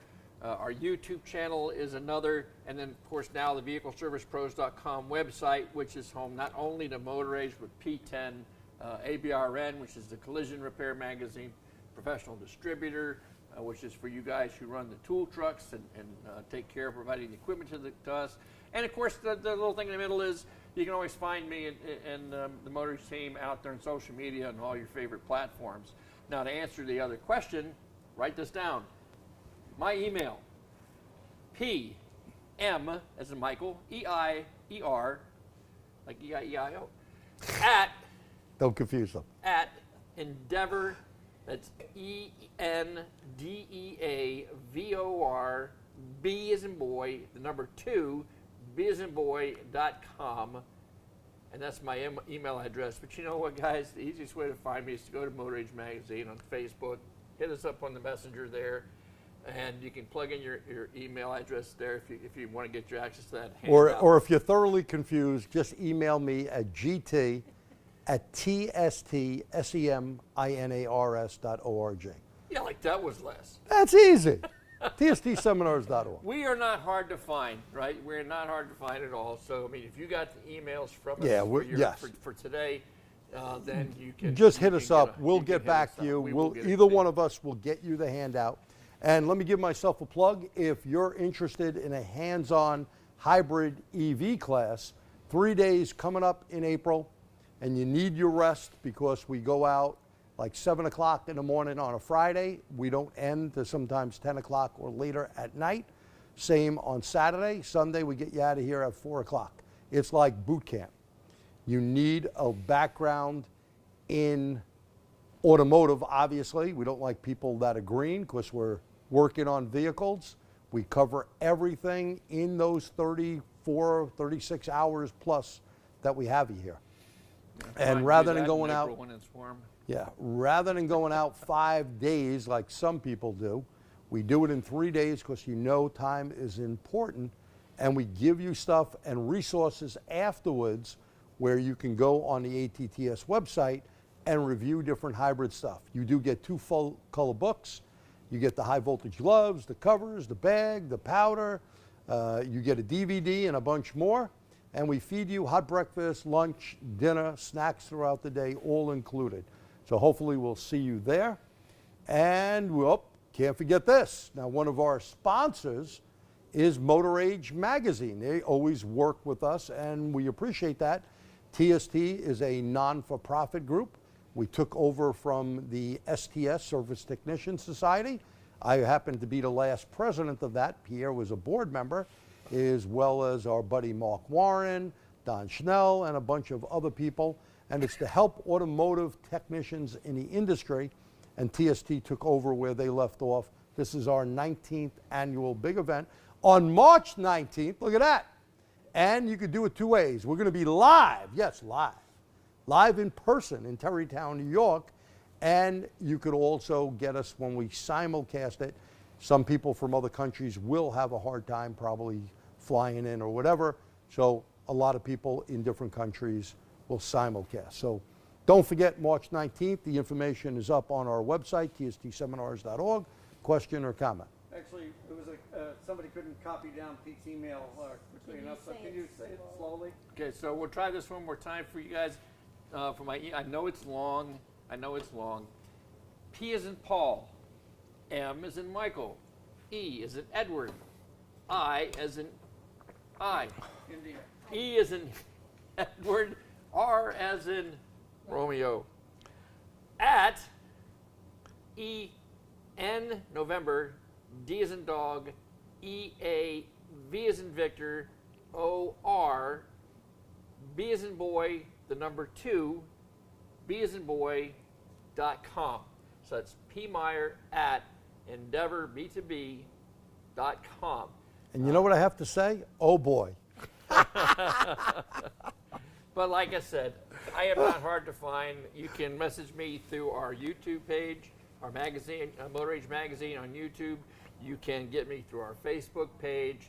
And if you can't get me, a lot of you guys probably know Brandon Steckler, bust his butt, and he'll get the word to me. Don't worry. If you need a handout, you can find me, and we will get it to you. We'll do it. We'll get it to you. Now, I do want to thank our sponsor again, Mitchell One. Now, we gave you 3.5 hours. Look at that. How time flies. 3.5 hours. A marathon. Now, maybe we can go get dinner after this. I don't know. But anyway, I want to thank Mitchell One once again for sponsoring us. They've been great. I think this is probably our second or third with them. Oh, no, we've done More? a bunch with Mitchell, yeah. Oh. I'm getting ready to do some more. Well, we thank them once again. Very good. I mean, I've been using their products for years. I have the old Mitchell books to boot. I still have them out in my my library out there. I'm kind of curious your request while he's closing up there for you guys because Mitchell was really, I mean, they really do their muscle. They really want to throw muscle behind training their customers. So if you guys found out about tonight's webinar, when you logged on to Pro Demand or your the Shop Key, I believe it's called, their shop management software, and you notice that's where you find out about tonight, give them props. Type in an M in the comments, and let me see how many of you guys learned about it from there. And I'd like to ask one thing. Number one, I do want to thank every one of you for your time. I know your time is important. Hopefully these 3.5 hours were helpful to you. If it was helpful, type in the letter Y. If it was helpful, the letter Y. Again, helpful, letter Y. If it wasn't, type in the letter N. Letter N if it wasn't. Letter N if it wasn't. And once again, thank you so much, Pete. Thank you for coming up and freezing. It makes me very happy to see you cold because you have all that hot weather. Yeah, and we will be back here next month.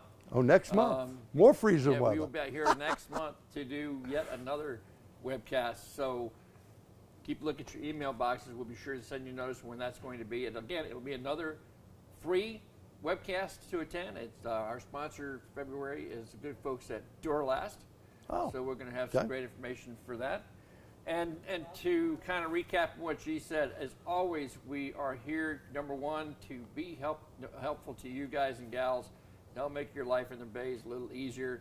We hope that we were successful tonight and that you found tonight's topic and information helpful.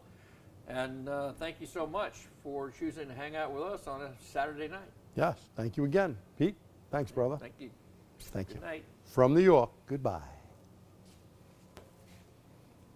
And loved it. Don't click it off, Doreen. Don't click it off.